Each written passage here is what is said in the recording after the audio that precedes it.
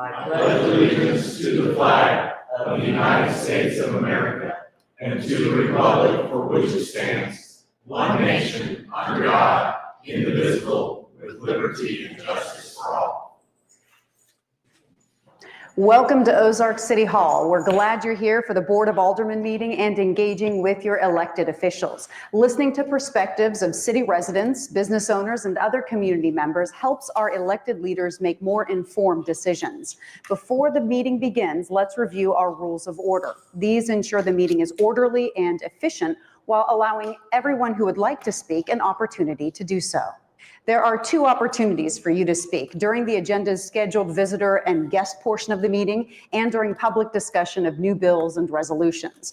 During the agenda's scheduled visitor and guest portion, anyone who signed up at the city clerk's office before 5 p.m. the Wednesday before the meeting can speak to aldermen about the topic they specified. Now, in the public discussion of new bills and resolutions, that allows you to give comments for aldermen to consider before they make a decision. Anytime anyone is speaking, the following rules apply. First, only one person should speak at a time. Please be respectful of the person speaking and hold your comments until it's your turn. Second, anyone speaking must do so from the podium and speak into the microphone. Third, you must first provide your name and address in writing to the city clerk before beginning your comments. These forms are provided near the entrance. You also must state your name and address to the Board of Aldermen using the podium microphone. Fourth, all comments should be addressed to the mayor and aldermen. Finally, all speakers have 5 minutes. A digital timer will show you the countdown. The light will change from green to flashing yellow when 2 minutes are left. It will stay yellow at the 1 minute mark. Your comment time is up when the light turns red. The mayor or alderman may have additional questions for speakers after this time limit. Occasionally, the board will invite someone to make a presentation at the meeting. This is only to give information to the board about a specific topic. These presenters will have no time limit on giving their information. This meeting will be live streamed and recorded with video and audio unless there are technical difficulties. The use of cell phones or other devices is discouraged during the meeting. Please silence your phones right now. Again, thank you for being here and engaging with the City of Ozark. The meeting will begin shortly. Okay. Roll call, please. Alderman Aiken. Here. Alderman Campbell. Here. Alderman Galloway. Here. Alderman Hutchinson. Here. Alderman Metcalf. Here. Alderman Snyder. Here. We have 6 aldermen present. We have a quorum. Very good. We'll look at the approval of the minutes of our previous meetings. We'll first look at December the 2nd, 2024, a special meeting. Any questions or comments regarding these minutes from the alderman? Yes, sir. I have a question on the special 5:30 meeting. Yeah. On page 2, the second paragraph, well, under where Ms. McFall got up and spoke, and then Assistant City Attorney Smith. Well, I may not be finding the right place. It's the place where Ms. McFall asked if it were adopted, would the applicant have to comply with it? And it read that Mr. Smith had said, no, they don't have to comply with it. Do you remember seeing that part in the minutes? No, I do not. Not that particular. Okay. Oh, okay. It's right there. Okay, page 2. Yeah. On the where Ms. McFall got up and spoke, and it says Ms. McFall asked if this passed, is it effective immediately, and would the applicant have to comply? And this says that Mr. Smith said that it would be approved. If it's approved, it would be adopted, and the applicant does not have to comply with it. Is that an accurate statement? Yes. I'm not sure exactly what you're talking about. Is that the fee study, and is that related to some fees that we removed? I guess I'm not following the question. It was on resolution 2011. Oh, regarding resolution. It was on resolution 2011. So yes, once that is approved, however, it has been approved by our P&Z commission. That is what we kind of use as the approval of that study. They have approved that by resolution, and we do plan to comply with the corridor study as we're moving forward with evaluating Okay. zoning applications. Well, my question is, and I think I'm hearing you say different than how this reads. This says that the applicant, that you stated that it does not have to, that the applicant does not have to comply. That's what the minutes say. Probably to clarify, I imagine is staff would evaluate the study to confirm its application and give guidance based on that study to the applicant. Our recommendation would be to follow that corridor study. If the applicant doesn't comply, then that would be in the hands of the commission and board to consider that they don't want to comply with the study and your findings of the application. However, there is a possibility the application can come to the commission board where staff doesn't recommend approval or that they are not following the study. So I think that's a long answer to what the meeting minutes are saying, Okay. but there's always a situation based on an application of annexation that they might not follow what's identified in the future land use map or on the corridor study. However, they can still bring that through if they're choosing not to comply with that. I guess I'd just like the minutes to be more clear because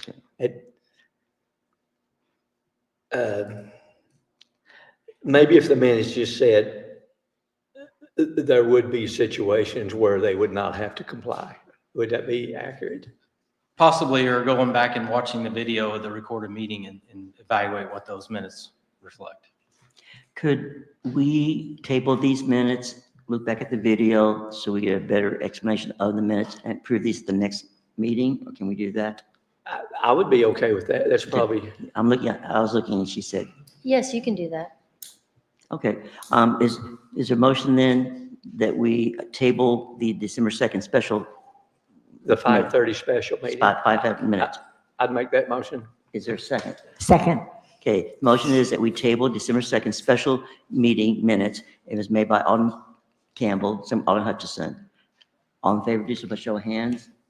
Or does it have to be a roll call? Okay, all in favor of tabling these minutes, do show of hands, please. All opposed? Okay, it does carry though. Okay, now let's turn to the regular session of December 2nd minutes.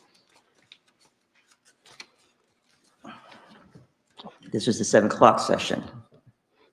Any questions regarding these minutes?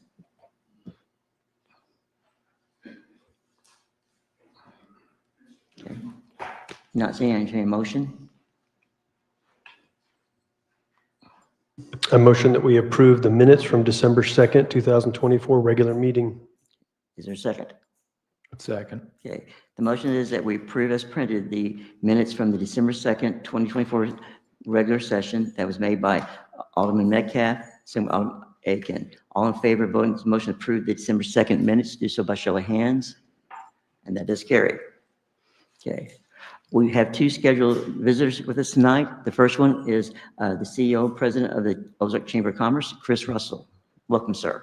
Evening, guys, and thank you so much. First of all, I just want to say thank you so much for all those who could attend our State of the Community address that we had last week. I thought it was a success. Big thanks to Maria and her help, and our Susan Harrelson, who was she's going to be the chair of the board next year. She was our host, and all the participants, Eric and the police chief and the fire chief was there, and a whole bunch of others there. It was a very, very well attended event, and we'd like to see that grow a little bit. I thought the atmosphere was fun and exciting, great networking. So again, thank you so much for coming to that. We'll have some pictures coming out here the next day or so of the event. And there's been some questions that were asked after the event or we couldn't get to. They have been addressed, and we will be posting that on social media for people to see very, very soon. I'm looking forward to coming back in January. So I'm going to leave this really short tonight. And really giving you a big update. I know you have a long agenda tonight. I do want to remind you that this coming Thursday is our monthly chamber luncheon. We will be featuring a lot of different fun and exciting things, including a fun little contest where you wear your funny Christmas gear, right? The ambassadors want to do we don't call them ugly sweater contests anymore. You can't do that, but we can call them, fun fun Christmas attire or something like that. So we'll be doing that this coming Thursday. And then again, mark your calendars, February the 8th. That will be our annual awards gala. But I do look forward to coming back in January and giving you a bigger report. I also know that we're on the agenda a little bit later. I'm not going to be able to stick around. I have a niece's choir performance to get to here at 8 o'clock over at the school. She's set to go on stage then. I'm going to try to make that tonight because I haven't made one all year. So I figure I better get over there for the Christmas one. But we look forward to coming back and being with you in January, giving you a big update. But that item that's coming up in the second half of tonight's meeting, we really appreciate your support. So see, I told you, Mayor, 1 minute, 30 seconds. Any questions or comments? Okay, thank you guys. Thank you, sir. Okay. Next, we have Historic River District. Hello, everyone. I'm Jillian Johnson, the president of Historic River District. Just wanted to offer an update from last Friday's Friday Night Lights. Multiple businesses, retail, and services were open. Most of our, for example, I believe Off the Rails had a pretty big turnout. Some of them sold out. We estimated about 2,500 that visited the square, so we're very thrilled. I am also here to introduce you to our executive director, so Diane, if you don't mind to come up. She is going to make us be better. So if you have any questions for her, please reach out. If you have any questions for me, anyone? Diane? Thank you, Jill. Good evening, Mayor and Aldermen. It's a pleasure to be here this evening. I had an opportunity to attend last week's Friday Night Lights as well, and I had a fabulous time, not just out on the square, but visiting with businesses that were open. So it was a really good opportunity for me to meet some of the folks that are downtown. I want to thank you for giving me just a few minutes to do a brief intro. While my roots are in North Central Missouri, I have spent the last 40 years visiting Ozark. I've shopped here, I've celebrated, I've dined, I've worshiped, and in June, I decided that this is where I wanted to make my home. So I moved here. I'm familiar with the National Main Street's four-point approach using the design, promotion, economic vitality, and organizational concepts and principles. So this is not new to me, but it is new to me here in the Ozark area. So in saying that, I want to especially thank the City of Ozark for supporting the Historic River District and for entrusting us with your support. I'm looking forward to getting to know everyone a little bit better and getting to partner with the city and various stakeholders in the Ozark community. So I thank you. There are a few minutes. If you have any questions for me, I'd be glad to entertain anything. But otherwise, thank you for welcoming to the Ozark community. Anyone? Yes, Alderman Snyder. What was your impression of our town? Well, I keep coming back, and I moved here. So I've always enjoyed Ozark, and I've seen it grow over the years. I was a teenager when I first started coming here. And then about 7 years ago, I took a position as an executive director in another community, in a Main Street community. I would always go back to my community and tell them they have new signs. Their streets are being worked on. They have businesses coming in and out, and it's grown exponentially. So I have a very high regard for Ozark, and I know there are a lot of things going on. Thank you. Mm-hmm. Yeah. To be transparent, the reason she's been here a lot is she has family here. I do And have family here. I know her family very well. That's why has been here a lot, because of her family. Yes. Yes. Okay. Thank Anyone? you. Okay. Thank you. Looking forward to working with you. Appreciate Thank you. it. Okay. Okay, we're going to now move to our first reading of bills, and we appreciate your cooperation tonight. Yes, we have a very long agenda, and we know people have come to speak about concerns regarding certain bills and ordinances. We want you to have that opportunity to have that time, which you will have that time to do that. And so we'll begin with our first reading bill number 3619. Yes, Your Honor. I move that we place Bill 3619 on its first reading by title only. Is there a second? Second. Okay. The motion is that we place bill number 3619 on its first reading by title only. It was made by Alderman Metcalf, second by Alderman Aiken. All in favor of voting on the motion to discuss bill number 3619, do so by show of hands. And that does carry. An ordinance of the City of Ozark, Missouri, approving the preliminary plat for the Ozark Marketplace subdivision and authorizing the Director of Planning and Development to accept the dedication of the public streets and easements to the city as shown on the preliminary plat, upon the applicant filing and recording a final plat that substantially conforms to the preliminary plat, and authorizing the city clerk to sign the final plat upon compliance with the terms of this ordinance. Thank you. We'll welcome now our Assistant City Administrator, Cameron Smith. Yes, good evening. This is the application for the Ozark Marketplace subdivision, preliminary plat 240003. This is what we refer to as the Warren property, the vacant land just north of Walmart and Lowe's, the south 20 plus acres of land that's vacant today. This preliminary plat, it consists of 13 lots for the commercial development with 2 out parcels within this plat for the detention areas. They're going to do 2 regional detention basins to serve this development. The plat does conform to the C2 General Commercial Zoning District. In looking at the OTO link trail, there was no trail identified to occur on this parcel of land in the master plan. As we discussed back in the annexation and zoning, there is existing water and sewer at the project boundaries and does have capacity to serve this development. The preliminary stormwater and traffic reports have been reviewed and approved by the appropriate parties. Staff has worked with both OSRD, Ozark Special Road District, and MoDOT as far as jurisdiction of the property or the roads surrounding this property. During the final design of the public improvements, the final reports will be reviewed for compliance. The applicant is still working with all 3 entities on the road improvements. All requirements have been met for the approval of this preliminary plat. The Planning and Zoning Commission did recommend approval 9-0. With that, be happy to answer any questions. Yes, Hutchison. I couldn't tell from the maps that were included, but I see that there is a street that bisects it from east-west. And then, of course, so more traffic will flow out onto 17th going north and south, but especially going north. I could not tell at that intersection, is one of the improvements that's going to be made a right turn lane?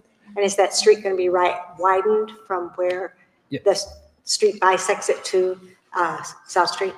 So to then go over the street, so what you're referring to is this east-west pattern. This is the proposed new street within the development that aligns with Waverly just to the east behind Walgreens. So yes, it does come through there. The applicant and staff is working along with our police department for looking at potential improvements at that intersection for stacking at the stoplight. It has not been determined at this time for sure if there will be specific lane widening in that area at that intersection.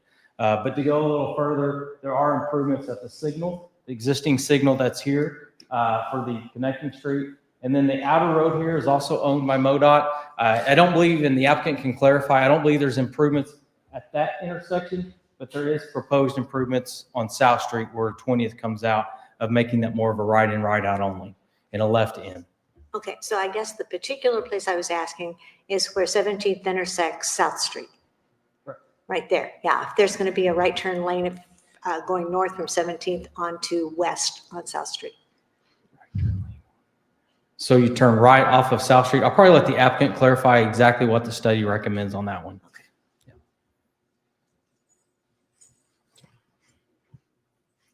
Anyone else? Is the applicant here? Yes. If he, would you mind coming forward, please, and addressing her question, please? Good evening, Council. My name is Caleb Freeland. I'm the civil engineer on the project.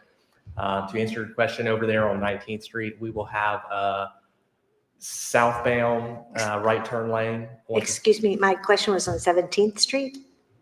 Sorry, 17th Street, Yeah, yes, the furthest one. Yes, east. yes. We will have a right turn lane there, yes. Going west onto South Street. Correct. Okay, thank you. Is there any other questions? Any other questions? Well, we have him with us. Yes, Alderman. Just to further clarify, so right now that's 3 lanes at that intersection. So it will be, it'll widen out to 4 lanes. Yes, we'll have a dedicated through lane, a left turn lane and a right turn lane there. Okay, and then the in lane, the right in, whatever, or whatever. Yeah. Anyone else? Thank you, sir. Appreciate you being here. Okay. Any other board questions before I move on to the next? Okay, I am not seeing any. At this time, is anyone here who wishes to speak for bill number 3619 from the public? I will open this up to public discussion now. Good evening. Yeah. Kristen Hazeltine with Show Me Christian County. Just wanted to come and say we've been working on this project for about 2.5 years. And so there's been a lot of studies that have been done and a lot of discussions with architects and all of the partners. And everybody's really working hard to make sure that this project is great for the community. And everything that we're seeing is we're very excited about this. This has been identified as a key piece in development for quite some time. So just wanted to come and say that we are definitely excited about this project. So thank you very much. Okay. Anyone else here who wishes to speak for bill number 3619? Not seeing anyone here who would speak against bill 3619. This is now your time. Well, you can come up to the mic, please. State your name and address. My name's Brenda Hobbs. Do you want my address? Yes, please. 511 Turner Lane, Ozark. My only question is right there at Walgreens, when you're trying to pull out, it's a blind hill there. It's really dangerous. Are they doing something for that to accommodate that area? Because I've got hit myself several times.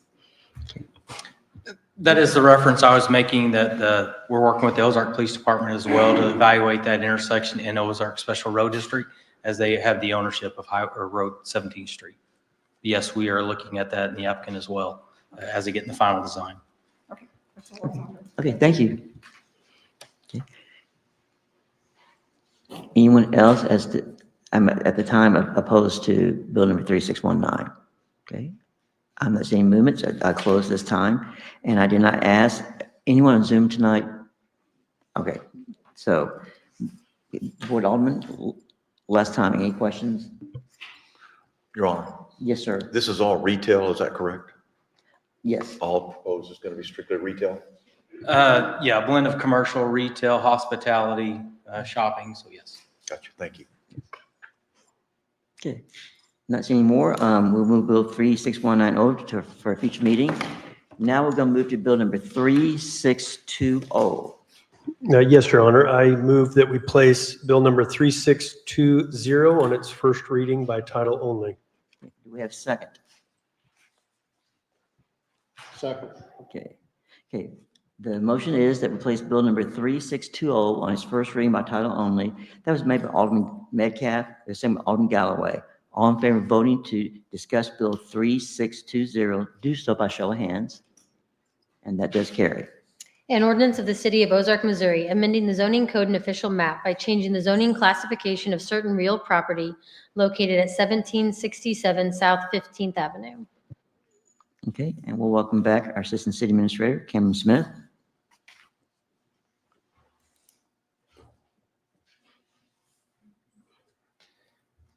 Yes, the application is for a zoning amendment, approximately 1 acre located at 1767 South 15th Avenue from C2 General Commercial to OW Office Warehousing District.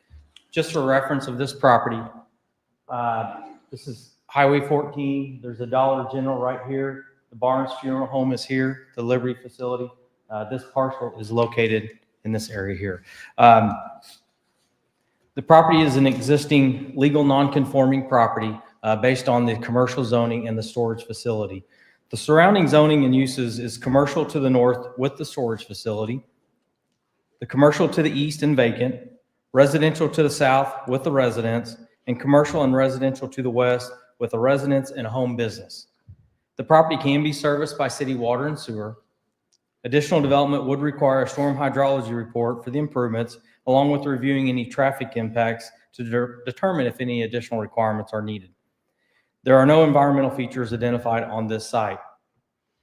In staff's evaluation and looking at the zoning amendment for the guiding factors, 1, relatedness of the proposed amendment to goals as outlined in the city comprehensive plan. In looking at land use development goal 1 and objective 1, The parcel is in the city and surrounded by city limits on all sides, which provides opportunity for infill development and being compact and contiguous. And objective 12, ensure future development is compatible with adjoining streets. The parcel is along 15th Avenue, which is a commercial street and is suitable for this classification and this commercial development.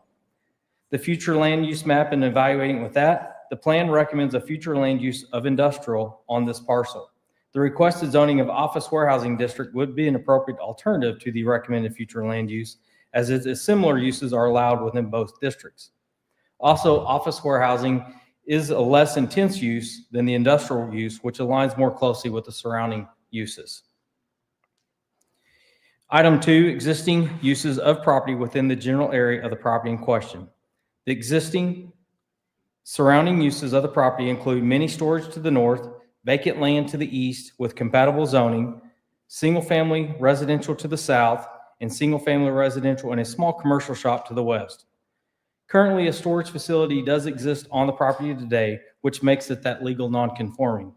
Future development would require a buffer yard C with fencing between the property that abuts residential district and a buffer yard B with a fence where property abuts a commercial district. In looking at item number 3, the zoning classification of the property within the general area of the property in question. The properties to the north, east, and west are zoned commercial. The properties to the south and west are also zoned residential.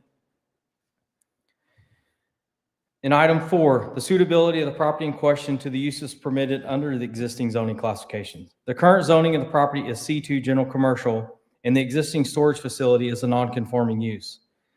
The rezoning of this parcel to office warehouse would bring it into compliance and allow for future expansion of the current use. Lastly, item 5, the trend of development, if any, in the general area of the property in question, including changes, if any, which have taken place in this present zoning classification. The property to the south was recently developed as a single-family subdivision and after the development of the existing storage facility. The southern residential development also abuts an industrial development to the east. A parcel along 16th, just to the east, was recently rezoned in 2021 from C2 general commercial to OW office warehouse to allow for on-site storage. And then looking at the submitted summary of findings from the neighborhood meeting, the property owner's intentions are to rezone this to allow for a potential future expansion of the storage facility. At the neighborhood meetings, they reported that 9 neighbors were in attendance at the meeting. Items of concerns were noted. Will a new fence be added to the western property line? Are there any plans for the vacant property that are 2 parcels to the north? Will storage units be added? Security concerns due to poor lighting, no security cameras, and no gate, and then water runoff issues north of this property. In staff's evaluation of those concerns, the property to the north is not part of this application. There's a vacant parcel north of the existing storage facility. And then the water runoff issues of concern were noted north of this property, which is upstream. The applicant didn't provide a written response to the staff to include in the staff report, so staff did ask the representative to convey the findings of that meeting and the responses to those neighbors that attended. Based on staff recommendations, all requirements were met for the rezoning application. And then lastly, the Planning Zoning Commission did recommend a rezoning approval of 9-0. With that, be happy to answer any questions. Yes, sir. Alderman Snyder. Mr. Smith, what were some of the applicant's responses? He conveyed at the Planning Zoning meeting, and I'll let him confirm anything as well. He is here, I believe, this evening, that they did address this. So along the western property line, our ordinance already requires a fence to be constructed. And again, the vacant property to the north, let's go back to the map. I think I'm just going to show you this. So the parcel in question is right here. There's another parcel of the existing storage facility, and then there's a vacant parcel here along Highway 14 and 15. That parcel is not part of this application. Going back, will storage units be added? That is the purpose of this rezoning. I don't know if they have immediate desires to add those now, but they do, I imagine, at some point plan to add those storage facilities. Security concerns due to poor lighting, security cameras, and gate. I'll let the applicant answer that question. And again, as I mentioned, the water runoff that was a concern is actually upstream of this parcel. Again, so that area is here. There's a drainage going through. And again, we're downstream in this area. I do understand there's probably been some long-term stormwater concerns in that area, even downstream. But again, it wouldn't be relevant to this application, as this applicant would have to address any on-site stormwater concerns that would be warrant from their development. Gotcha, I believe. And I've spoken to one of the residents over there about that. Yeah. His concern was the buffer yard. Yeah. And he also expressed concern about erosion from the flood, potential drain off of the flooding. I mean, is that going to be addressed here? Again, the only stormwater concerns that would be addressed on this property for any additional improvements, but those offsite issues that are upstream or downstream, that's a different issue outside of this application. Those would need to be determined probably collectively as a board and Public Works about any future improvements to that stormwater. Would that have to be taken into consideration before a decision is made on this? My professional opinion, that would not be taken into consideration because that is not relevant to this application of the zoning amendment. Again, when they go to development, they'll have to do their own on-site stormwater detention and water quality. But yes, that would not be something that I would take into consideration in this application. All right, thank you. Anyone else? Okay. Thank you. Okay, moving on, now open up to public comments.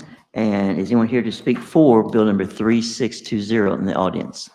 Again, this is to speak for. This is the public comment time.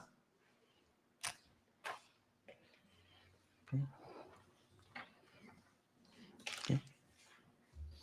Good evening. My name is Cameron Hull. I'm representing the applicant tonight. We're the civil engineers for the project. Just to give a little bit of background on why we're here and how we ended up here. The applicant went to the city because of some security concerns by the neighbors to talk about a gate, some fence, adding some light, some security cameras. And it was brought to their attention at that time that the existing use, which is mini storage, isn't a permitted use under the current zoning. So we're really here tonight just to make it a legal conforming use. You know, we can go back to a couple of those questions, but several of the neighbors showed up for the neighborhood meeting. Stormwater runoff was a big concern from a lot of the residents to the west of this property. Like Cameron mentioned, we're downstream of that as well. There's a big natural drainage channel that runs through the property north of ours. At this point, there's not any immediate plans to add storage units. Now, with the rezoning, that would be a possibility in the future. However, like Cameron mentioned, at that time, we would have to submit plans to Public Works to show that we're meeting stormwater requirements and that any new storage units we add will have to add a buffer yard between the residences, which I believe is 40 feet. There's a lot of trees planted. There's a 6-foot tall fence that would be required. At this point, we're just here for the rezoning. We're just here to make it a legal conforming use. And I'd be happy to answer any questions that you guys have. Well, that's all I have. Thank you. Okay, anyone? Okay, thank you very much. Thank you. Okay. Anyone here else want to speak for bill number 3620? Okay. Anyone here who would speak against bill 3620? This is your time.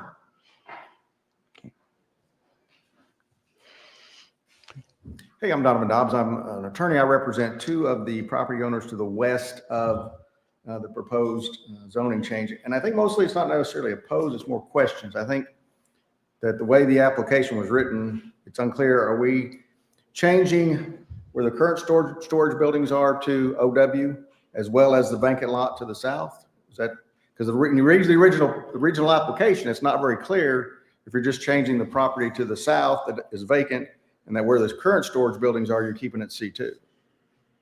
And that's what I wasn't very clear. And I read everything that you provided. Yeah, and I'll let the applicant confirm anything I misspeak about, but there are two parcels there. One to the north has several storage buildings on there that's full built. Then one to the south has one building and some outside storage. This application is only on the south parcel. However, I'd imagine the applicant will be bringing the other one through at some point to bring it in conformance, because if it's ever if some disaster happens, it's taken out, they cannot reconstruct that because it's non-conforming. But this application, again, is just for the majority of the vacant one that is to the south.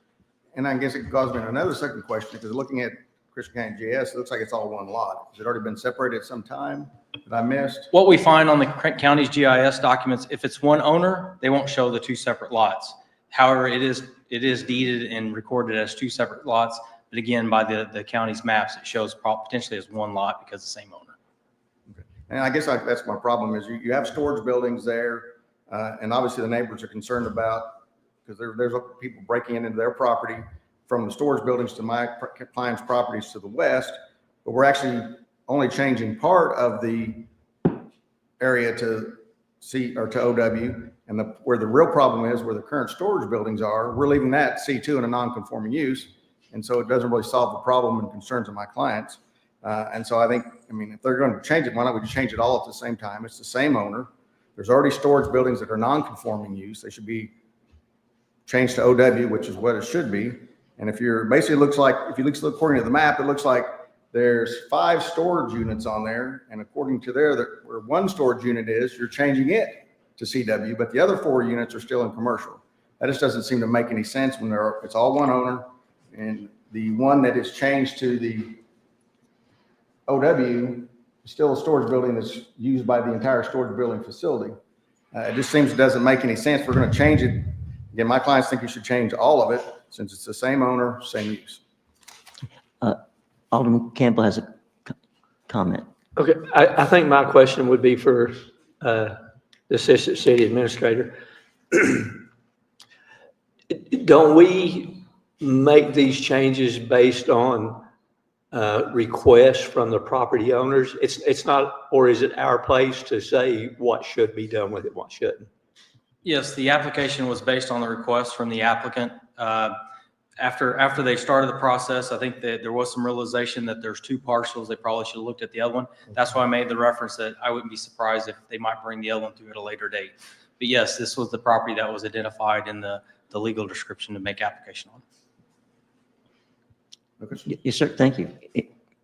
Anyone else from the board? Okay. Anyone else from the audience regarding Bill 3620? Speak against? Okay. I'm not seeing movements. I'm going to close this to public discussion.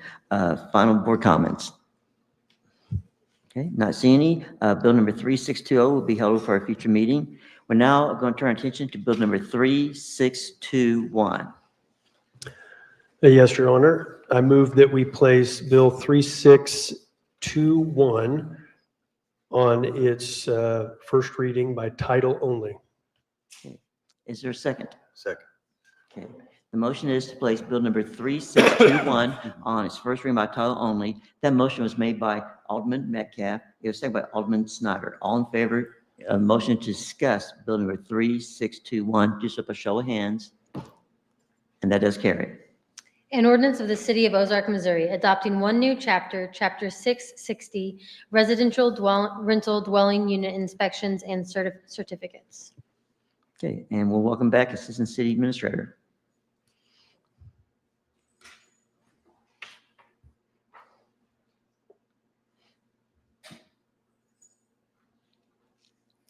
Yes, I'd like to run through some highlights of the rental registration and inspections program. So just to kind of give you some background, according to the U.S. Census data in 2022, it had shown in Ozark that owner-occupied housing units were 67.3% and rental-occupied housing was 32.7%. I know at the corridor study, there was a presentation that conveyed a little slighter differences in those percentages, but fairly close with some later data. So that kind of sets kind of background. About a third of the units in Ozark are rental properties or non-owner occupied. And staff started doing the research on this and looking at some of the communities around the city. Billings, Nixa, Clever had a form of rental program. St. Joseph, Marionville, Aurora, Columbia, Independence, and Blue Springs has a program. And then in Springfield and Branson, they only have a short-term program at this time. So we're just trying to do some research to also assist with drafting some ordinance language from other communities in Missouri. A lot of our language does come from Nixa and Columbia. That's one that we reference mostly. But going through the ordinance, the purpose is to protect the public health, safety, and welfare of the people of the city. These general objectives include, among others, the following. So just to identify some of the clarities of this ordinance, an applicant means the owner of the residential dwelling unit for which the residential rental dwelling unit certificates are sought by sought out for or by other person authorized by owner. A residential rental dwelling unit certificate means a certificate issued by the Planning and Development Department pursuant to this chapter, certifying compliance with this chapter. Residential rental dwelling units means any dwelling unit for which is offered or used for residential occupancy by persons other than the owners, immediate family members of the owners, or others under the care of the owners for continuous duration exceeding 30 days in exchange for a financial consideration. So in clarity of this ordinance, it is to clarify it's not the owners or immediate families that fall under this. And then also this excludes short-term rentals. And lastly, it is for financial considerations such as rental property. All residential rental dwelling units shall obtain a residential rental dwelling unit certificate. This ordinance does not restrict living or moving into a dwelling unit. If an inspection cannot be completed or if violations are not corrected, it could result in a citation and does not require the eviction of the unit.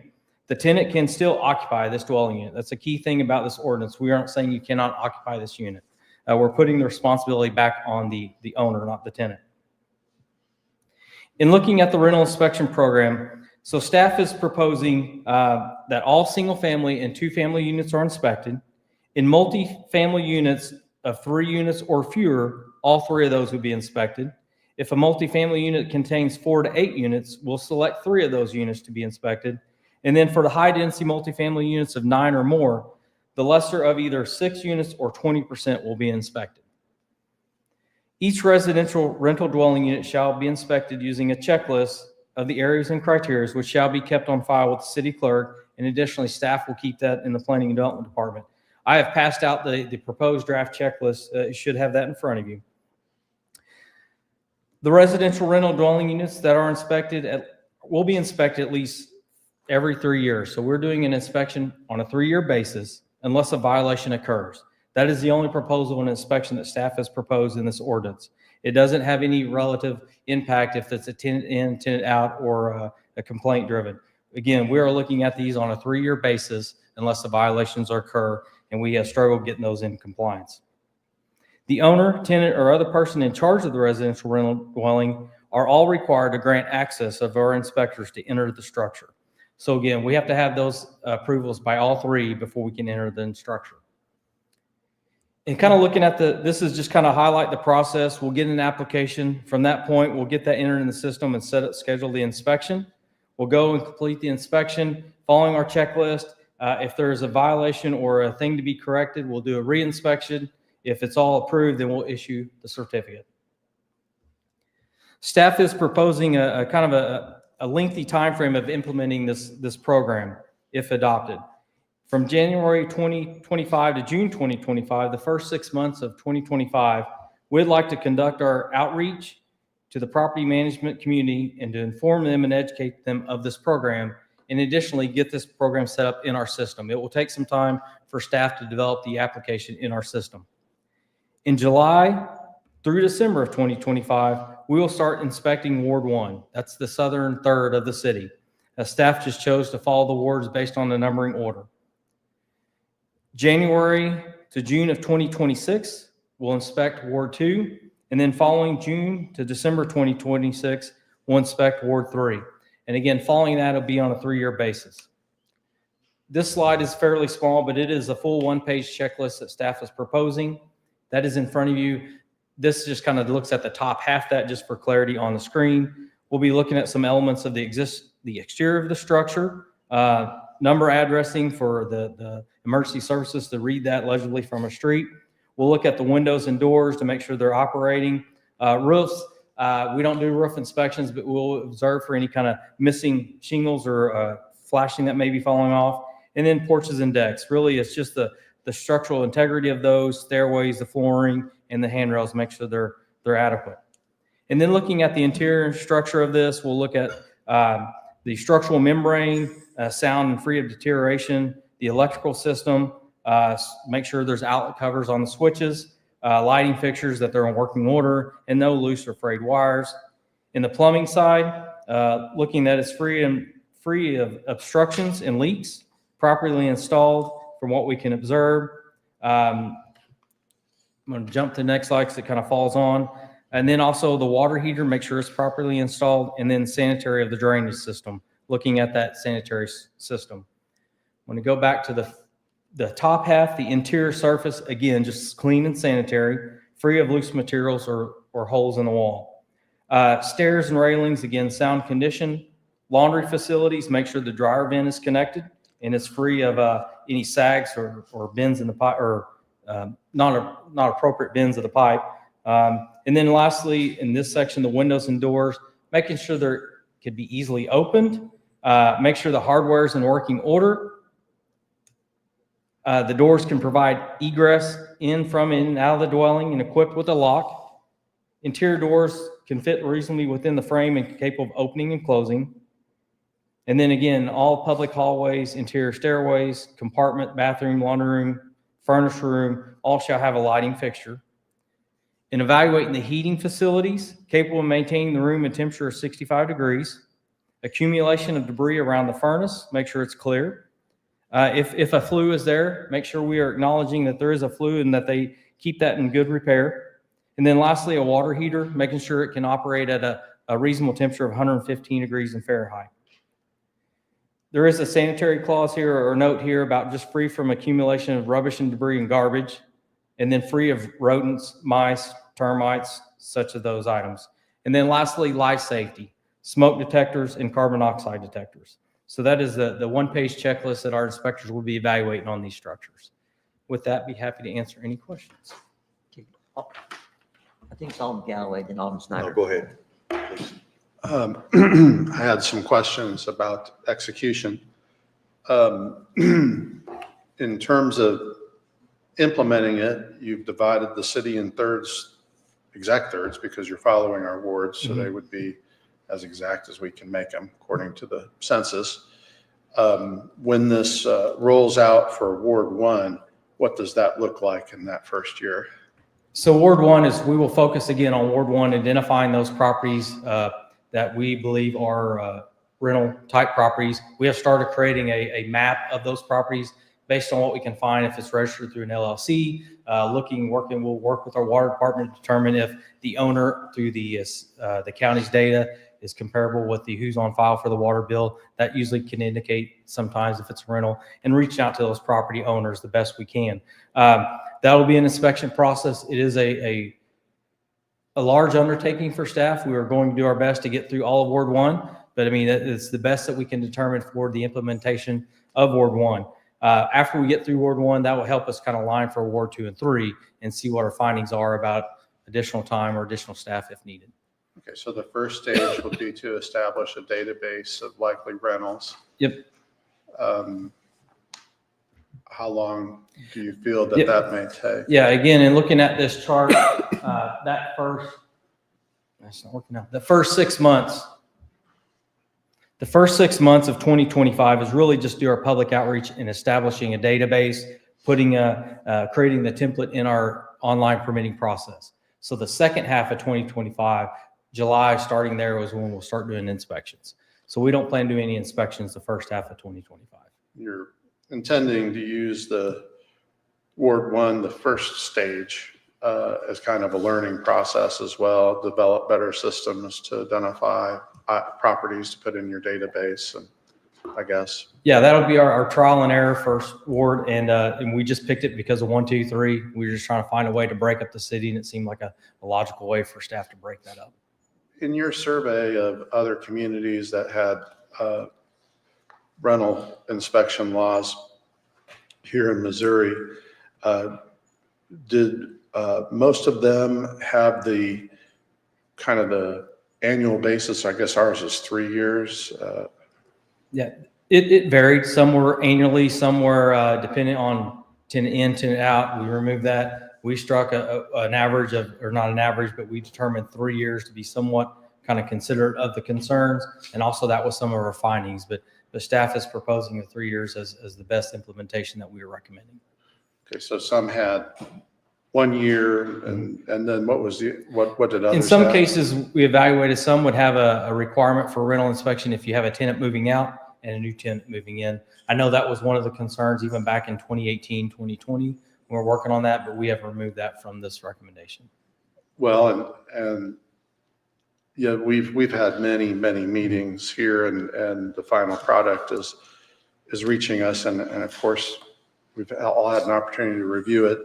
But if you could maybe explain why the every 3 years versus one, and then why an inspection on a calendar timeline versus tenants moving in and out. Again, 3 years was what we felt most comfortable with, and also it does kind of align with our implementation. So in Ward 1, say it's the second half of 2025, it'll be 3 years away from that allows, even if we're trying to play catch up, if we're not meeting these deadlines, that does give us some flexibility.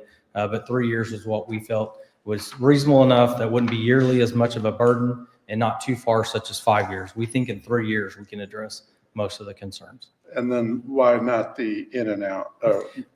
Based on some feedback, it seemed like there was a lot of concerns about that and delaying getting people in a structure. So we have removed that concern. Oh, I see. So I remember those discussions that we wanted to make sure that if we had tenants coming in, that they were not waiting 30 days for our inspectors to come, especially while we're implementing. And then the solve for that is to just do it on a every 3 year basis. That's correct. I guess on the one hand, it's less of a burden for city inspectors to do it every 3 years. Would also be less of a burden for owners as well. Okay, so then it goes to my next question. I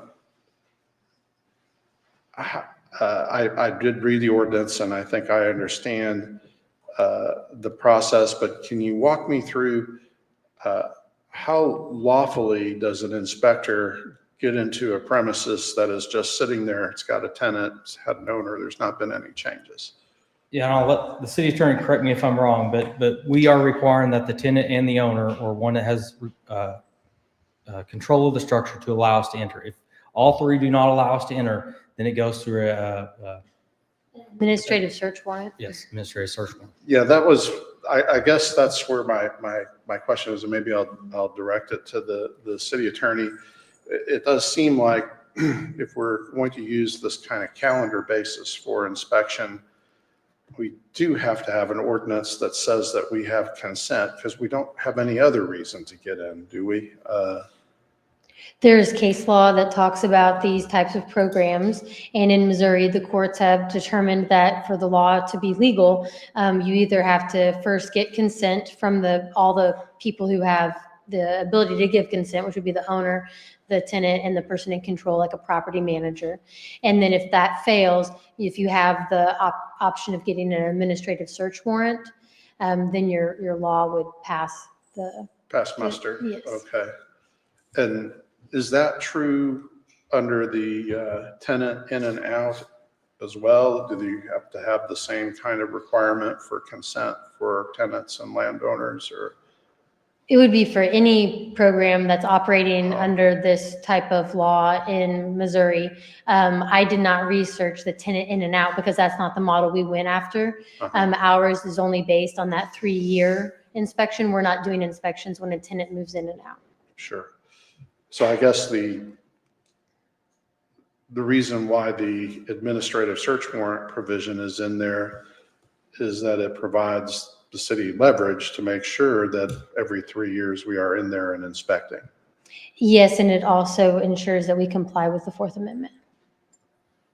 Right, the Fourth Amendment, which prevents Yeah. the city from intruding on Yes. an occupied home Yes. without probable cause. Yes. Okay. So in other words, I guess I'm just wanting to verify, without the search warrant provision, we would have no ability to inspect. Absent consent, that's correct. Absent consent. I Mhm. mean, there'd be absolutely no incentive collectively for people to consent if there was just no repercussions not to, I would imagine. That's correct, and there was the case law that the law wasn't valid without that language, so that's why we included it. Okay, thank you. Okay, Snyder. Mr. Smith, in reference to looking at these pieces of property, wouldn't you try to focus on the vacant rental properties as to not to interrupt someone that's already living there for inspection? Would that be feasible? That would actually be a good idea to look at as we are thinking that on the multifamily for sure. If there's vacant units in an apartment, it's much easier to go and inspect those. But even on the single family, if they are vacant and we can get to the property quicker, or if the owner's willing for us to get in there, it's going to be also drive or determined by the likelihood of the owner letting us in there. My hope is that majority of the property owners won't have a concern. But yes, if they're vacant, that would be much easier for our inspectors. Yeah, because I think the concern that's been expressed to me is the terminology search warrant. Okay, in our line of work, the chief and mine, search warrant, we have probable cause. We've established reasonable grounds to believe we need to be in somewhere. So we go through a court order to literally go in with a piece of paper that says we can do that. And I think that's the big fear right here, is we're going to be using a search warrant to go into someone's residence or home. And that's not the case, because this is administrative in nature to make something happen. Is that correct? It would follow a similar process to Yes. your background in policing, make an application with the judge, showing that we have a need to enter the premises to conduct an inspection, but it's just an administrative search warrant, similar to a process that was done in Springfield as well. Yes, and I'm a big favorite. I'm a big fan of this. I think it's a good idea because it holds some accountability to the landlords in question. It's going to keep the properties up to par, and it's going to make people want to live here. What I've run into in the past, through my experience with programs like this, is we have a landlord that makes a deal with someone that they can move into the property knowing there are issues here. Once that person gets into the property and signs a lease, they say, well, you knew that when you moved in here, and then they deny access for the inspectors to come into that piece of property. So this is going to help eliminate a lot of those heartaches. Is that correct? That is the desire of staff, to help eliminate as much of that as we can. Gotcha. But going back to focusing on the vacant properties would be your primary goal? That definitely would make it easier to enter that property. So yes, if we can determine the vacant, we'll start a spreadsheet and a list of all those properties. As we can get in touch with the property owners, if they're vacant, that makes it definitely easier for our inspector to go out Gotcha. there. I think it'd be more palatable to the landlords as well. All right. Thank you. Okay. Alderman Hutchinson, you're next. Well, I agree with you that this is a really good idea, good for our community, good for people who are renting. If it were possible for the city to do a sample paragraph that we could include in our leases that would state that they would allow that to happen as part of their lease agreement, that would be really helpful. Then perhaps it would prevent some resistance. I don't know if that is possible or not, but a question anyway. I've lived in several communities where they have them and where they don't. And in the St. Louis suburban area, some of the, there's a ton of municipalities there. Some have them and some don't. And the ones that don't have this are much more prone to becoming dilapidated and unsafe. And the older communities that do have them, the property values are maintained. And so I think it's for the good of our citizens as well, that their home values will stay steady. And so I'm really supportive of this. That was my only question about perhaps that paragraph. I did have one more question. We have both a long-term rental, and she's been in there 7 years and couldn't have a better, she lives right next door to us, so it's kind of nice. And then we have a short-term rental, an Airbnb, but it is with a month minimum, and most of them stay up 3 to 4 months. So where will that fall? That would be included in this because this has a 30-day time frame. So anything that is rented for longer than 30 days would fall under this ordinance. We do have a separate ordinance that we've worked on related to short-term rentals. It's just not included in this one. It was more appropriate when we were looking at the design of the two ordinances to keep those processes separate. I know there are several in town because there's just no other market for furnished residence, for short-term traveling nurses, traveling medical people. We've had all kinds of people staying with us. Most interesting one was a man who climbed those utility poles. And the tallest one he climbed was 1,400 feet. And he was really interesting to talk to. You learn a lot. But thank you. And something to consider, though, about the kind of midterm rentals, because it's still furnished, and it is not as long as a year, as 4 months at the maximum. So it's kind of falls in between the two. Okay, Alderman Campbell, sir. I guess I'm coming from a little bit different view, and these are just questions. I'm not advocating for or against, but what kind of financial burden does that put on the city, the landlord, the tenant, as the city, and manpower that the city would have to put on it, which would be more financial burden, I assume? Yes, as we've been working on this ordinance for several years, there has been discussion about adding a staff member.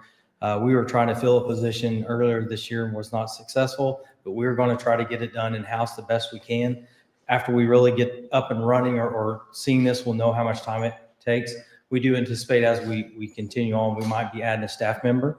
With that also becomes a vehicle as well. But as far as the burden on the city staff and time, that is a cost to the city and the citizens of adding that person potentially. Right now, our code compliance officer and our building inspector will be both working on these. As again, the checklist is fairly straightforward, minimal, and as they get up and running, I mean, they can just follow the checklist and evaluate the structures. As far as on the properties, that's all dependent on the condition of the property. I don't have a way to add a value to that. Okay, and well, the cost that the city incurs, will that be passed along to the landlord? And then ultimately, I would think the landlord would pass it on to the tenant, but. Yes, the cost would actually be billed to the applicant, which generally would be the landlord. And then there's an item on the agenda later on about a fee study. The fees that were removed at the prior fee study, they're on the items of the agenda tonight for consideration. Okay. Okay, Alderman Metcalf. Yeah, you'll have to forgive me. I've not been around on this board for however 10 years, I guess this ordinance has been in the works, so I'll have to try to catch up best I can. So that was a great list that you showed, the checklist. Great work, very thorough. I definitely support the city and the leadership and the employees in the city right now. And I wouldn't mind taking that list and just going over my own home tonight just to see where I stand up. The checklist though, Director Smith, that's not part of the ordinance. So that list could change depending on climate. Well, I just answer just if that, could it change? That is correct. It's not being adopted as part of the ordinance. So it is like several other documents. It is a document on file with the city. We have a lot of our boundaries in the city of Ozark or overlay districts. Those can be changed as needed based on the boundary as the city grows. But yes, it is not adopted as an ordinance and can be changed as necessary depending on what's going on. So help me out here. So 10 years from now, we don't like the administration. We don't like the people in the city. There's corruption. There's evil. They changed this list to say whatever they want to say in an inspection. They just changed the list. The what ifs, yes, that Yes, could okay. occur, just like it can be minimized as Okay, well. okay. City attorney did a fantastic job giving me a legal opinion on this back in the summertime. Thank you for that. I have a question about how this ordinance might improve on the existing state law 441.233 that's Missouri law. Well, you had emailed me that this evening, so I did not have an opportunity to review it. But my initial review did not seem as if that law really had anything to do with this part of the ordinance. It seemed like it really discussed the relationship between the landlord and the tenant. Yes. And that law, not really related to the city and this law. So Okay. I don't know that it has Okay. any bearing on that. Okay, so just so people know what I'm talking about, we got the general purpose of this is to protect the public health, safety, and general welfare of the people of the city. The law states that any landlord or its agent who willfully diminishes the services to a tenant by interrupting or causing the interruption of essential services, including but not limited to electric, gas, water, sewer service to the tenant or to the premises shall be deemed guilty of forcible entry and detainer as described in chapter 534, and on and on and on. And then there was a case as well back in 1984 that brought this about. And so I'm struggling to see on that point that we have a law in Missouri that protects tenants from landlords that are not keeping up their buildings so that they are habitable. So another question I have, this one I'm going to direct to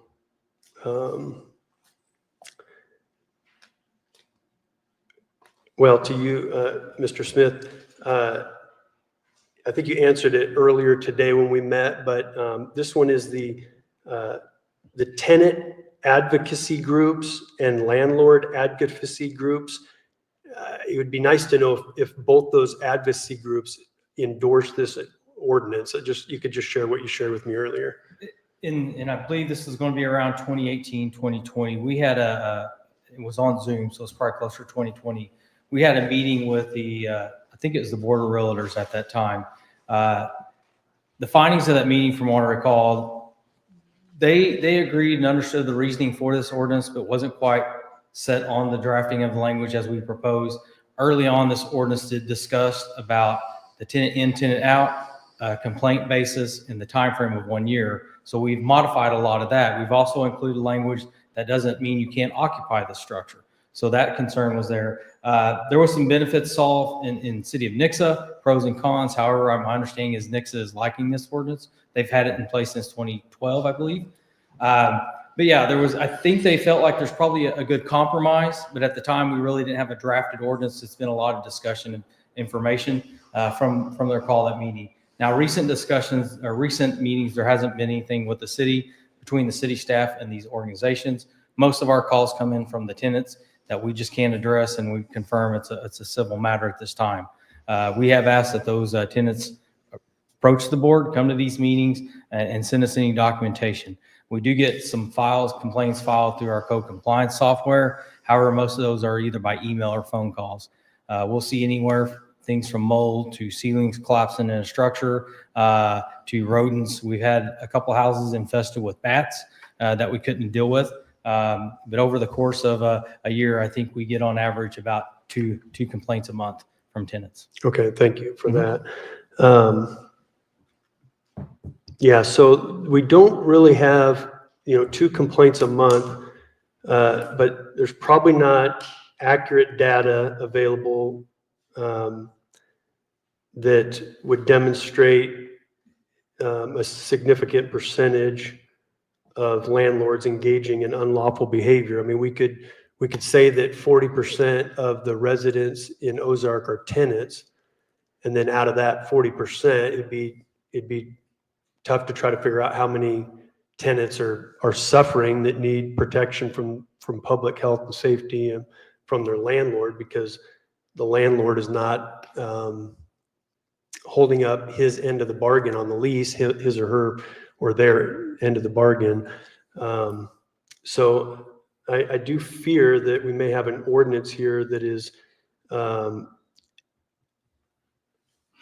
my studies on it right now, appear to be helping a small percentage of the population. Would you agree? I would agree. We don't have landlords just reaching out to us and praising this ordinance. However, we do have data from City of Springfield to the north on what they're experiencing up there. Trying to get ahead of that is our goal. Additionally, through our code compliance, when we look at a zoning code, such as debris in the front yard or what we can see from public right of way, there are times when we can see things in the backyard after we get there, or the tenant lets us meander around, or however you will, because it's amazing what they'll show us. Even if it's a tall grass situation, the landlords generally will thank our code compliance officer for bringing that to their attention, because the tenant has yet to do that. So there are positive cases in that case of zoning ordinance violations. Okay. That is good to have. Okay, so what you're talking about there is what I would call unforeseen benefits to the ordinance would be that we could get our eyes on violations of other city ordinances that we just can't get our eyes on unless we get entry in for this inspection. Yeah, there is, and I don't recall exactly what page, but there is a reference in the ordinance about Okay. situations such as that. Okay, but you're also in agreement that it's most likely going to put a shortage or shrinkage on affordable housing as well, because the rents would most likely go up. That's always a potential, but I don't know how I can put an exact yes or no on that one. Okay, I'll keep thinking this over in my mind. Thank you. I'll yield. Okay. Anyone? Is Alderman Galloway? To the city attorney, I looked up the 44233 as we were sitting here, and of course I have not looked at the case law, but comparing that statute, well, I guess the issue is our law necessary? Does the state law cover the same thing? And as I look at the dwelling and unit inspection checklist, we're looking at structural and system issues, whether the porches and decks are in good repair, stairways, whether the electrical system, switches and outlets are in working order, have cover plates, whether the plumbing systems are in working order, that kind of thing. Same with heating. And then windows are in good repair, and doors. But I think this statute, and I'm just asking, the way that I read it, it says a landlord or its agent, oh, I'm reading it. Oh, I just lost it. Here we go.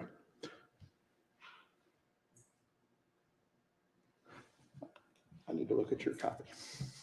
Of what? 44233. I just 4, 1, 2, 3, 3.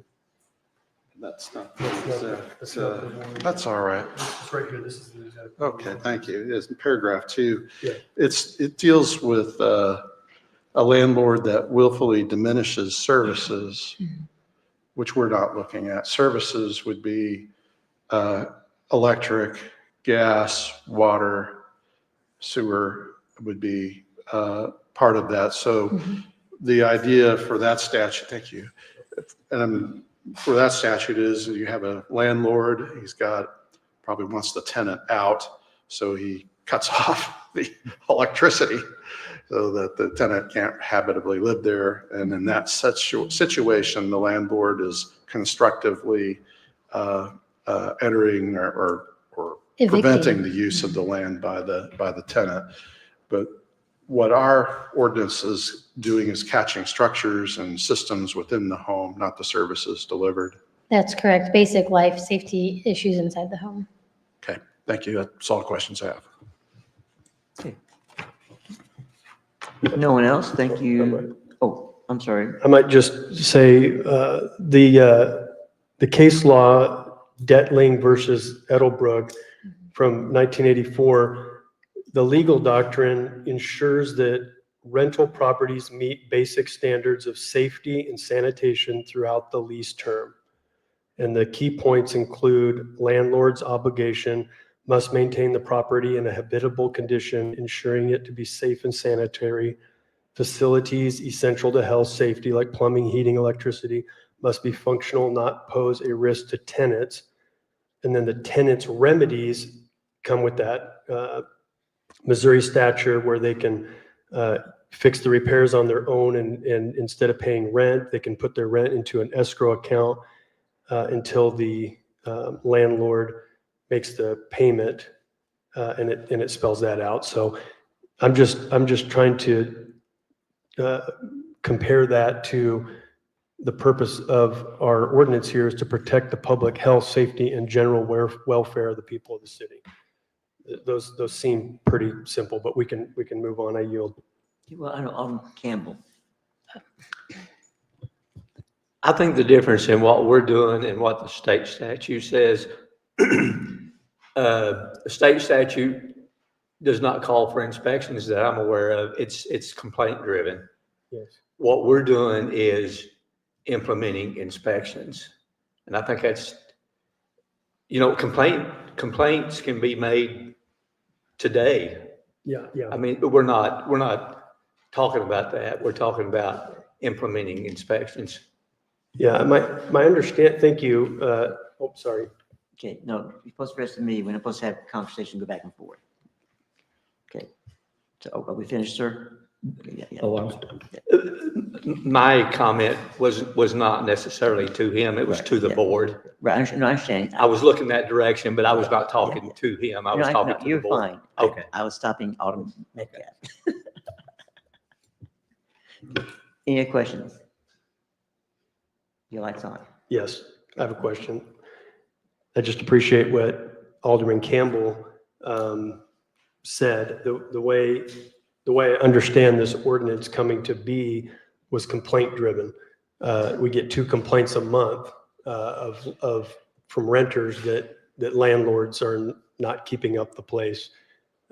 And even if this ordinance is law,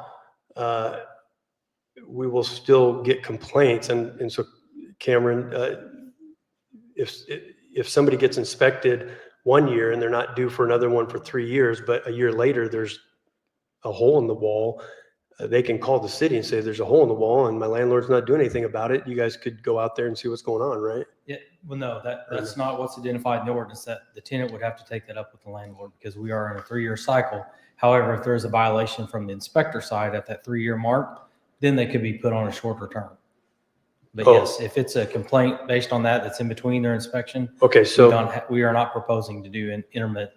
Oh, okay. So if there's a violation during the inspection, and then the landlord fixes the violation, they're not on a 3-year cycle anymore? They would be on a 3 if they refuse to fix the violation, we have repeat. But no, they're just like a building inspector for new construction. Okay. There is an allowance for a re-inspect. So if they refuse the inspection, if they refuse to fix the violation, the city's not going to do anything about it? That is our citation process. We identify in the ordinance that if there is a refusal of getting in there or fixing the violation, there is a citation process. Okay. And then they can be on it, they can get an earlier inspection the next time. Okay, thank you. I was just going to say that a lot of people don't know that they have any rights at all. And so they're not going to utilize the state system of making complaints. They don't know where to go. They don't know what to do. And this seems like this is a more proactive approach to it, to maintain livable housing within our community. And it's not perfect, but it is some action that will ensure that we have a safe and clean environment in our rental homes. Okay. Thank you, sir. Okay. At this time, I'm going to open this to public discussion. Is anyone here who would speak for bill number 3621? This is now your time.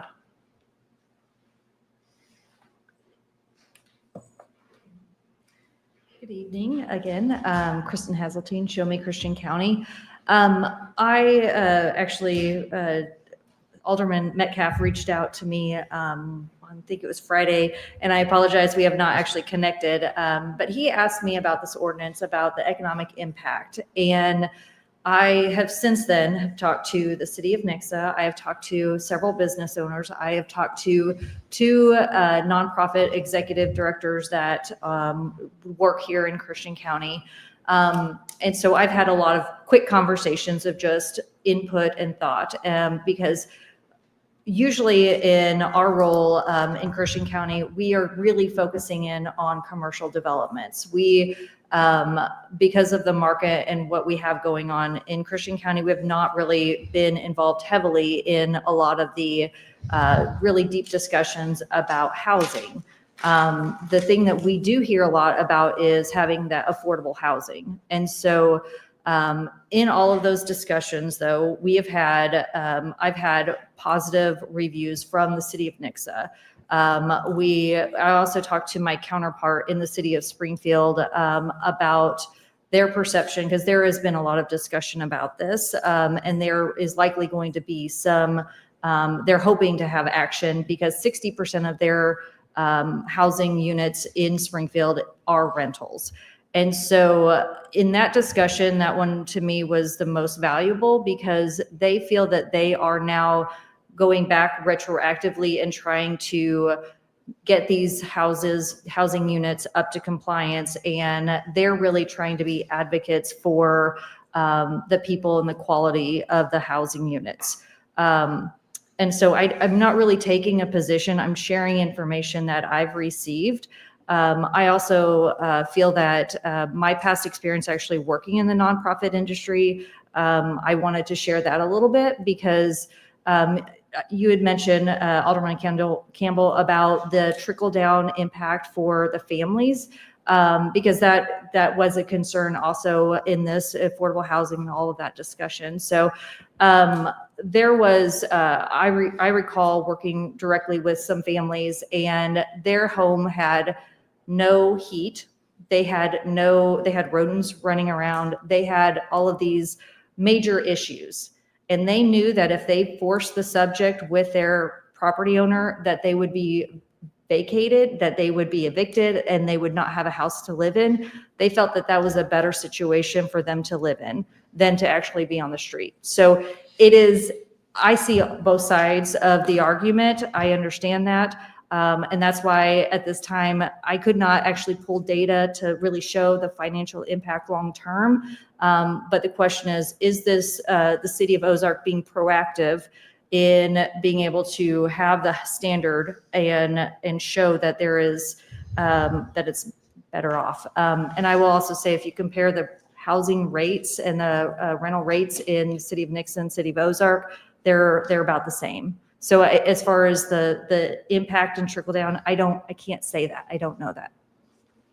Okay. Okay, so thank you for coming up, Christine. I just, one question. So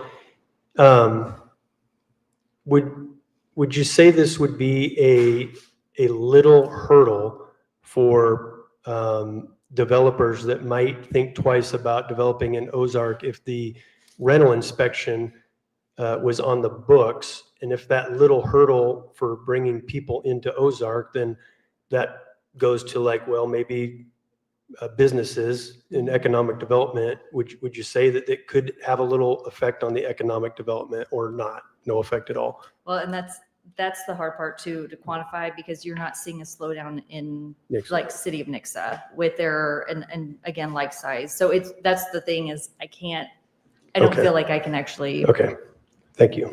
So, Thank you very much. Thank you. Anyone else here who would speak for bill number 3621? Okay, unless you move, anyone here who would speak against bill number 3621? This is now your time.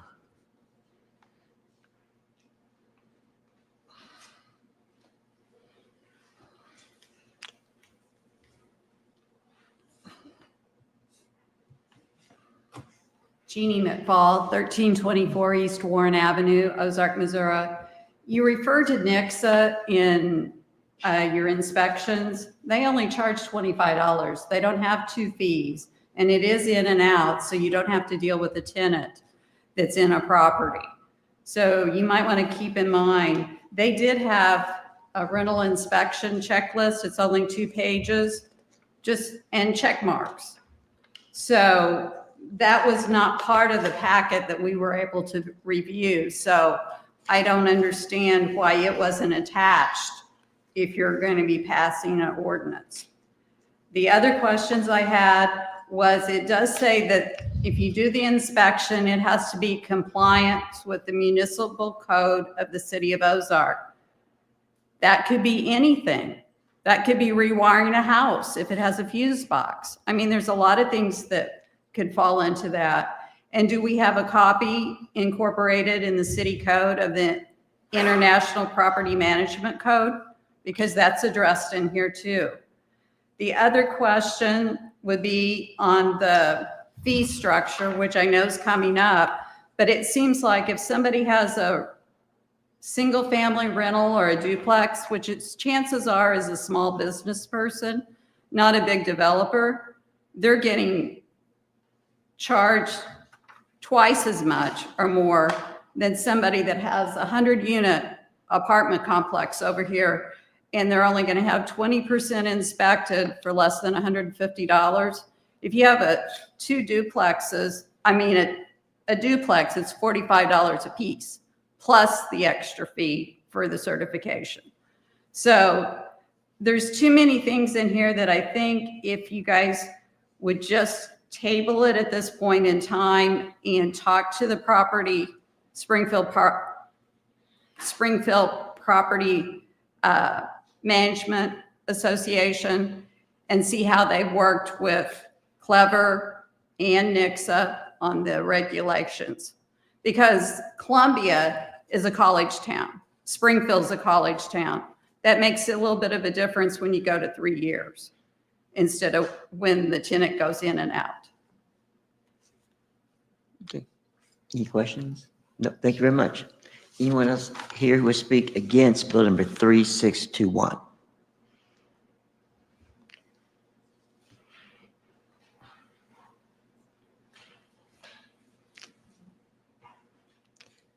Brenda Hobbs, 511 Pinner Lane, Ozark.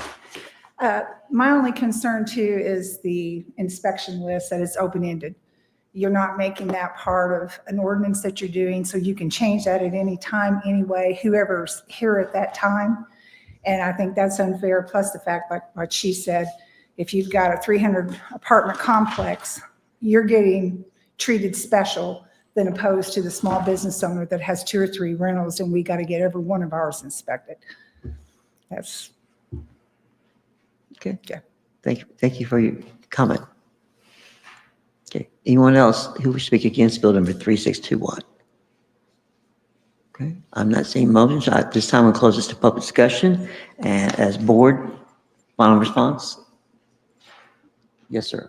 Yeah, I just want to add something that Alderman Hutchinson reminded me of, which is somewhat human behavior related, and ordinances are laws, and we know that the law is a teacher. And so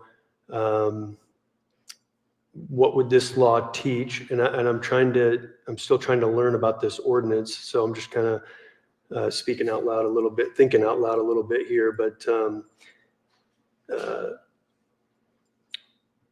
we do need to educate our citizens when they call in and complain about their landlord, and we need to have a good set of, like, here's what you can do. Here's what the law of Missouri allows you to do when you're in this position. So I wouldn't promote an ordinance that would teach people to rely on their government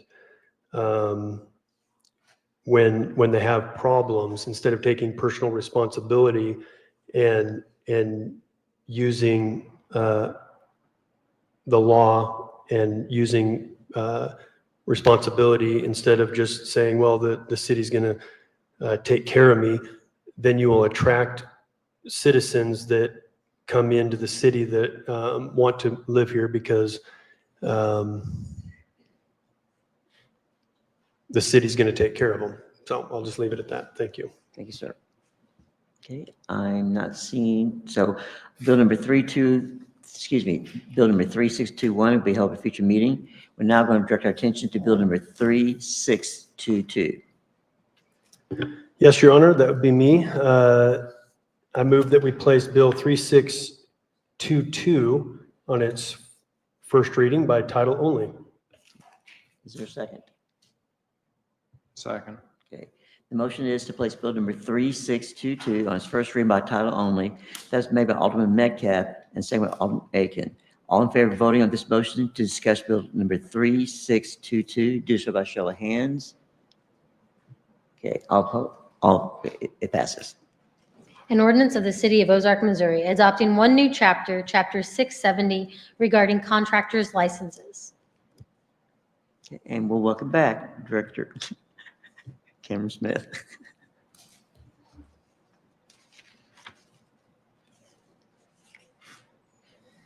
Yes, so run through some of the highlights of the contractor license ordinance.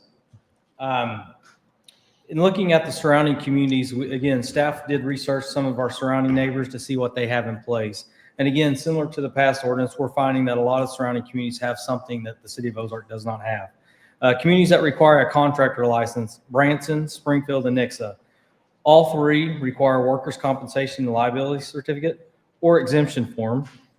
Other requirements: they require general liability insurance, proof of competency for mechanical, electrical, plumbing services, and/or a bonding or insurance. Nixa only does require a contractor license for new construction projects. There are no registration requirements for other types of projects in Nixa. Communities that require a contractor business license: Fairgrove, Republic, Willard, Marshfield, Seymour, Battlefield, and Hollister. Most also require a workers' compensation liability certificate or exemption form. Some communities do require a bond for utility work or liability insurance. Again, the purpose of this ordinance, the general purpose of this chapter is to protect the health, safety, welfare of the general public and the people of the City of Ozark. A contractor, so what is required to have, who is required to have a license? Definition of the contractor means any person or company that performs work for another that requires a city-issued permit for construction, building, remodeling, and/or repairing. Said work performed by the week or by hourly rates. This shall not include those persons whose earnings are subject to withholding by an employer in connection with the work that is being performed for Social Security tax or state and federal income tax. So in clarity of that, so if you're hired as a contractor to do work for another, then you have to get a contractor license.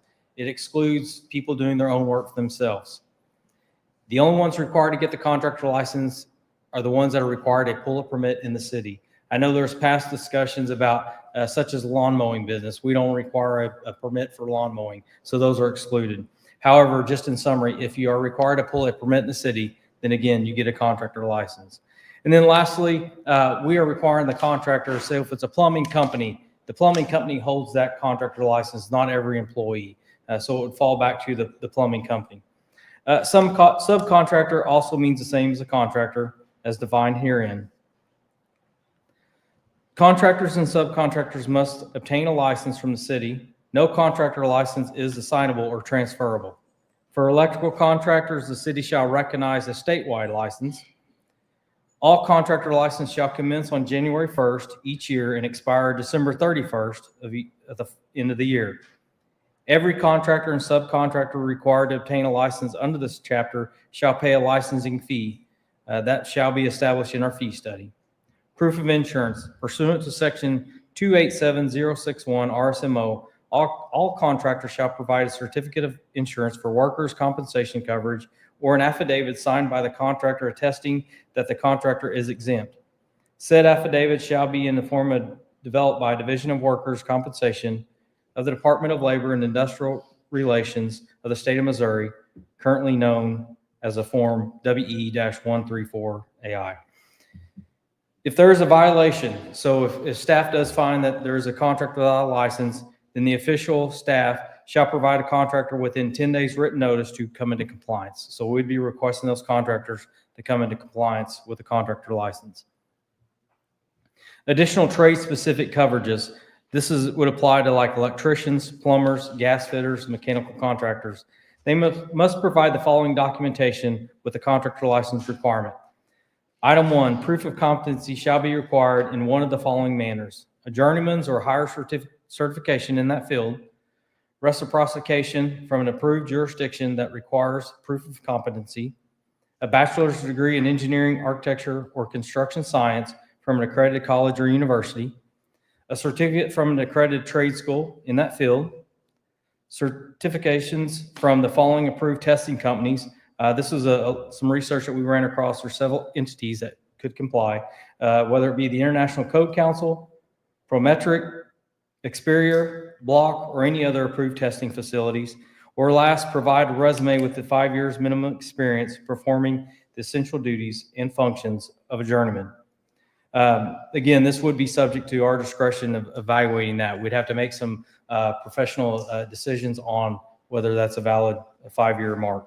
And then lastly, proof of general liability insurance in the amount of greater than or equal to $100,000.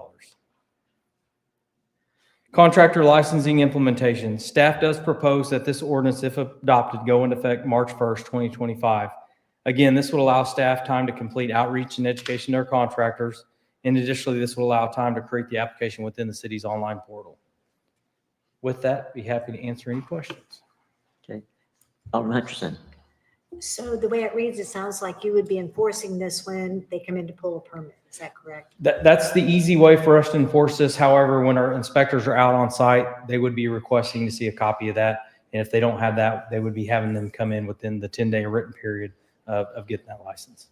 Okay. Would this discourage on small projects, homeowner projects from pulling a permit? I wouldn't say it discourage them any more than it might already, but no, they are exempt from this contractor license. But however, we do find a lot of times that homeowners are not pulling the appropriate permits. But again, if they pull the permit, do the work themselves, they're exempt from this requirement. Okay. Alderman Campbell. Community Development Director, is that the Planning and Development Director? That's correct. Okay, Yeah. okay. That's all. Okay. Yes, Alderman Metcalf. The slide before that, so what if there was a company like gas fitters, and they were contracted to work on one of these sites, and they submitted the information? Would this extra additional trade specific requirement, is that for every single one of their employees then, or the employee on the job? Or? No, it would basically be the company that pulls the permit for the employee. Back to the definition where it excludes if they're under the clause of the tax withholding. Go back to it. So the company would be responsible. Yeah, I see that. This shall not include those persons whose earnings are subject to withholding. Okay. So their employees would not be pulling this actual license. Okay, yeah, that's what I thought, but when it's the additional stuff, I see like a 5-year resume and the competency. It's like the company is having to vouch for the competency of their employees at that point. That's Okay. correct. Okay, anyone else? Okay, thank you, Director. Okay, at this time, we'll open to public discussion, and so anyone here who would speak for bill number 3622?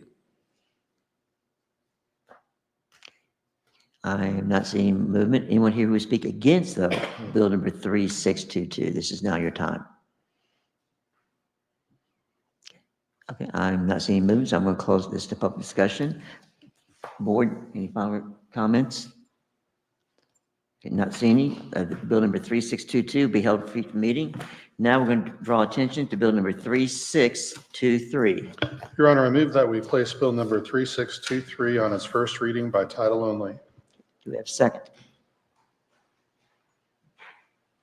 Second. Okay. Okay, the motion is that we place bill number 3623 on its first reading by title only. That was made by Alderman Galloway. It was seconded by Alderman Aiken. All in favor of voting on this motion to discuss bill number 3623, do so by show of hands. And it does carry. An ordinance of the City of Ozark, Missouri, amending the 2025 fee study to add 5 new fees. Okay. Well, welcome back. You're getting your time in tonight.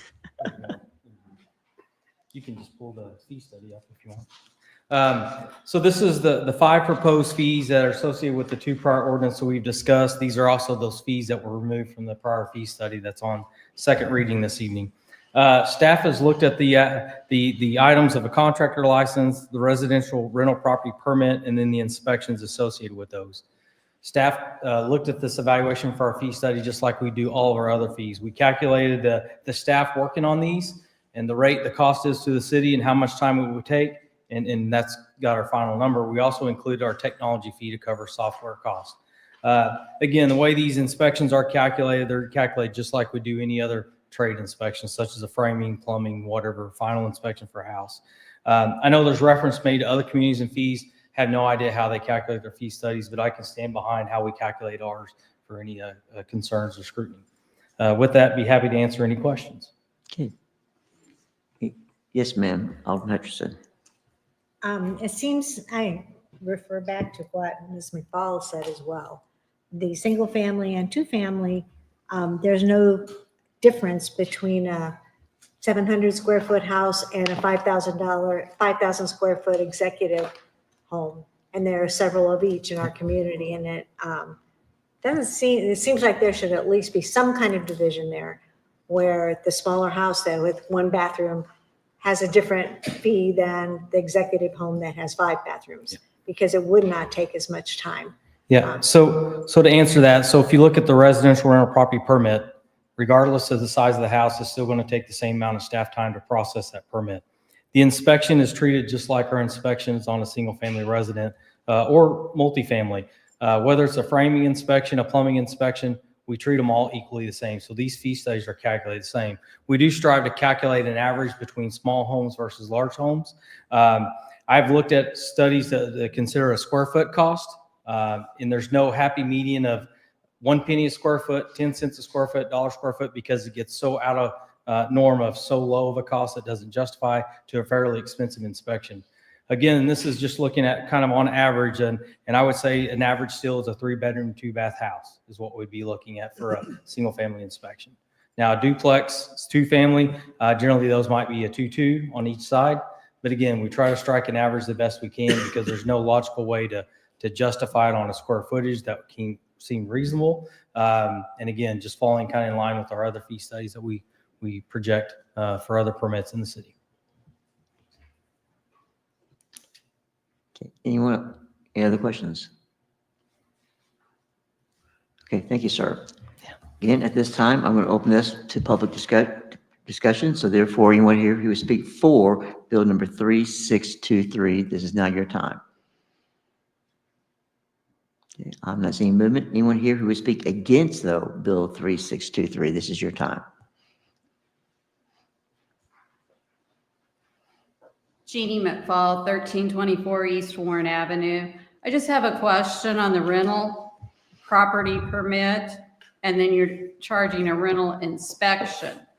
So who pays the rental property permit and how is that assessed? In both cases, the applicant would be responsible for paying the permit, and that's assessed based on, again, calculating the staff time. So the rental property permit is in-office staff doing the application and processing that, and then the inspection generally would be the inspector in the field covering that inspection. So a rental property permit would be $27 for a 100-unit duplex or a single-family home? Yes, again, because the application process in office would be very similar from one to the next. But as far as the inspection, there's a lot more time for a multifamily unit versus a single family unit. And then the multifamily, 20 units or more possibly, you're only charging $139, but a single family house, you're charging $45 for an inspection. Yes, that's how the staff calculated this time based on the use. Again, we do factor in drive time as well. So whether we're driving to a single family or multifamily, generally that time is nearly the same. Multifamily, it's the minimum of 20% or 6, whatever is the lesser. So I'd imagine we'll never be inspecting 20 units in a multifamily structure. And it's per building. It's not collectively. If there's 198 units in a complex, it's not looking at 198. It's looking at the 30-some units per building.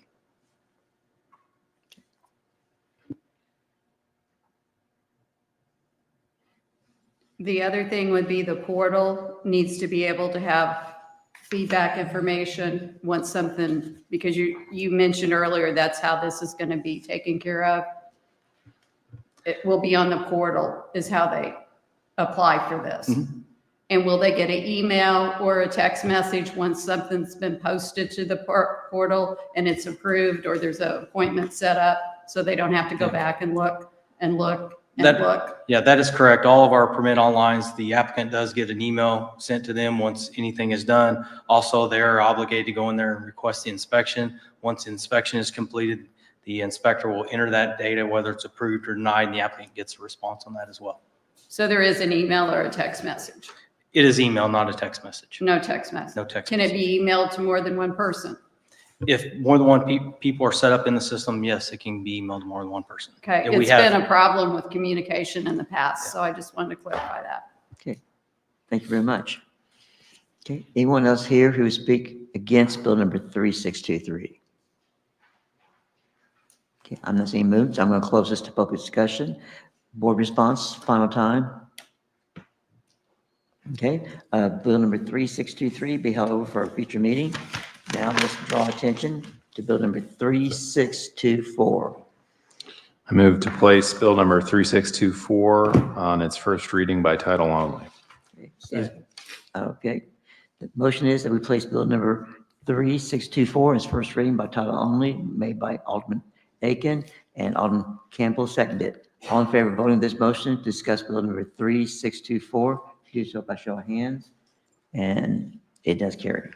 An ordinance of the City of Ozark, Missouri, authorizing the city to enter into a contract with Radmacher Brothers Excavating Company Incorporated for Phase 4, Phase 5, and spur improvements to the Chadwick Flyer Trail. Now we welcome Director Parson. All right, good evening. You all ready to have some fun? Talk about something that we've been working on for so long. And if I get a little sentimental and I break down and I start crying, just bear with me. But now this has been one of those projects. It's been a passion project, not just for the city, but it's been a passion project for this entire region. And I think it's important that we recognize them, and we will tonight. This is what I'd like to think of as a tipping point moment for the city of Ozark. This is one of those things that we'll look back on and say, hey, this made a change. And we'll be able to quantify it as well. We'll talk about that a little bit. The picture you're looking at right there was the recently completed tracker phase. We will have an official opening to the public, but that has come along very nicely. And again, that was all due to partnerships across the region. Big picture, I know y'all have heard me say this a lot, so I'm going to try to fly through this, but the picture is connectivity. That's what it comes down to. And offering that connection from square to square. And listen, now that we're getting so far along on this project and connecting to the north and meeting in the middle, we're starting to take a hard look to the south too. I mean, this originally is the Chadwick Flyer. So one day we hope to go south, and there's so many beautiful opportunities to the south. But for now, we'll focus on this. But I want you to see the big picture as well, that it's not just the regional plan and the spine. I know that's hard to read up there, but what it's meant to show you is that we've got plans. We've got plans for trails all over this community. Yes, they all kind of interconnect into that spine, but we feel like this is critical as we move forward with development in this area. The three phases that we'll be talking about tonight are the long view, I'll start north and we'll head south, because that's kind of how the slides go. Long view phase, which connects to Tracker Marine, and then comes down to the overpass, which is TAP 849. And then we've got this spur that we've been talking about for a while. That spur connects the Ozark High School to the already existing phase 1. Put a couple landmarks on there so you can see the OC and just see where that's all connected. Listen, this is one of those projects that speaks for themselves. I love to come forward with a project when it's data-driven. Every survey we put out there, people want trails and they want parks. And keep in mind, these trails are exactly that. They're a linear park system. But every time we go to the public, that's what we hear. And you all have been with us every step of the way, many of you. You're giving the people what they want. That's what it boils down to. And that's always fun to hear your constituents, and it's fun to have the support of the board to take this forward. But it's also about quantifying things. It's about seeing a return on investment. So many times I get up here and I get all excited about water and sewer, so wow, now that we have a project we can actually see, I'm about bursting at the seams here. But this one is, it checks the boxes is what it comes down to. We have collectively as a group through planning efforts, not just staff, but all the elected officials, we've said that we value things like ecotourism. We see the potential of pulling people off of 65. It's funny, when this first all started, 65 was this gauntlet that we were like, oh my gosh, it's a blessing and a curse. But here we are today, we found a way to get across 65. And the stars had to align, I will tell you that. The funding that's come together for this project is very unique. And this is I feel like once in a lifetime opportunity to get this done. But all the things that come with that, new businesses, I will tell you today, we're on a review for a new business that's connected right to, I can't say the business yet, but it's connected right to the Chadwick Flyer. And it will be what we call an amenity. And it'll be a fun stop along the way.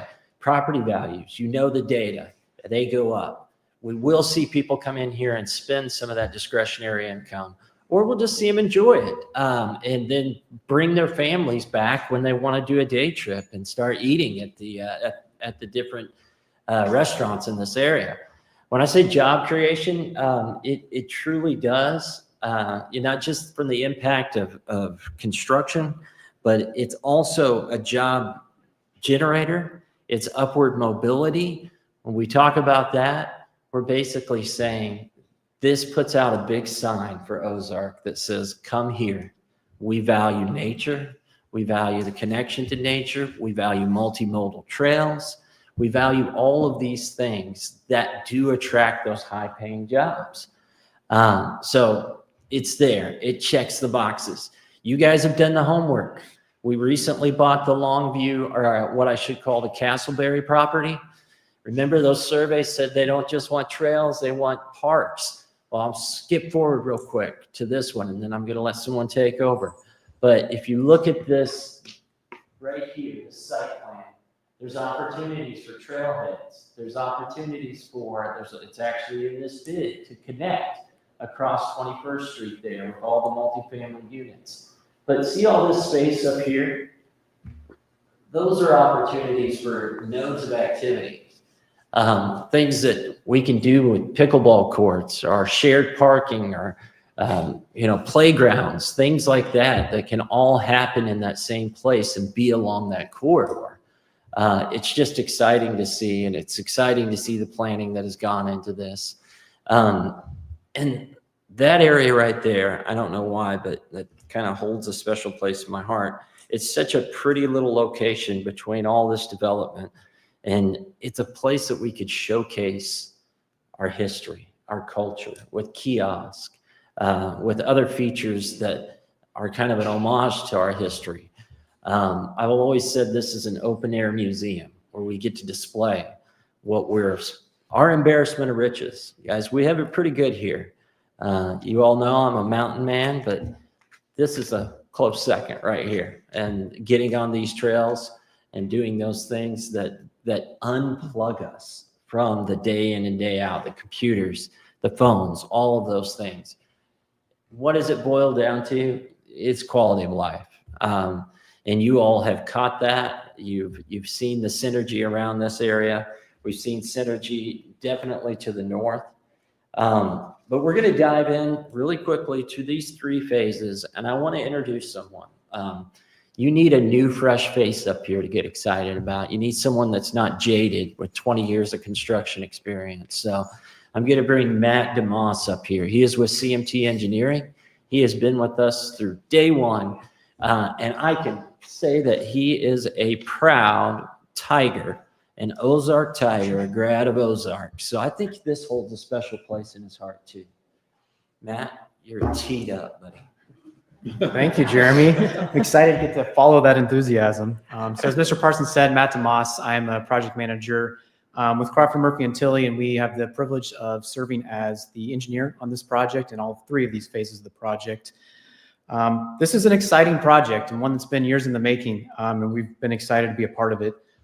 It's one that, for my hometown, I'm excited to see. I'm going to dive into some of the kind of details of each phase of the project for you, and then get to talking about kind of the construction bids that we received on this project. So what you see on the screen is phase 5. When I talk about the phases, I'm talking about phases the entire Chadwick Flyer Trail from Springfield to Ozark. So we are on phase 5 here.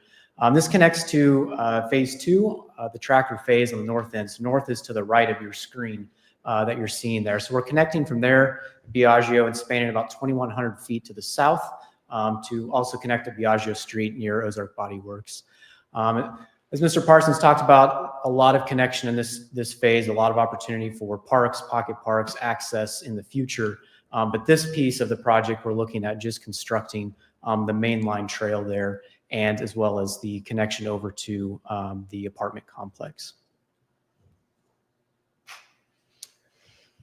Phase 4, what we're deeming the US 65 overpass. I think this is the most exciting piece of the project and the showcase of, I think, what will be Ozark as you're passing through 65.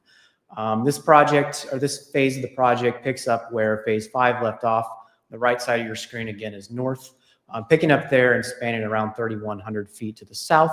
It'll connect to Clay Street to the existing phase 1 trail that is already in place and already active and open for the public. So this consists of a 2-span bridge over US 65, and just kind of point out a couple different things. One, with this phase, there's been a lot of great collaboration throughout a lot of different stakeholders, including the adjacent property owners. It's been great to be a part of that and see that kind of come to fruition. In the top left, you'll see a rendering there of what the bridge will look like after it's constructed. And I want to point to a couple pieces of this. With this being really a showcase here in the center of town, we really wanted to pay tribute to a lot of the aesthetics, make sure we're really pulling to the history of the Chadwick Flyer Trail, as well as connecting to the aesthetics of the rest of the community. So a couple of things we looked at are included there: some colored retaining walls there, some branding on the walls for the Chadwick Flyer Trail, signage on top of the pier cap in the middle of the median, and then powder-coated black throughout all the steel railings, bridge, and lighting.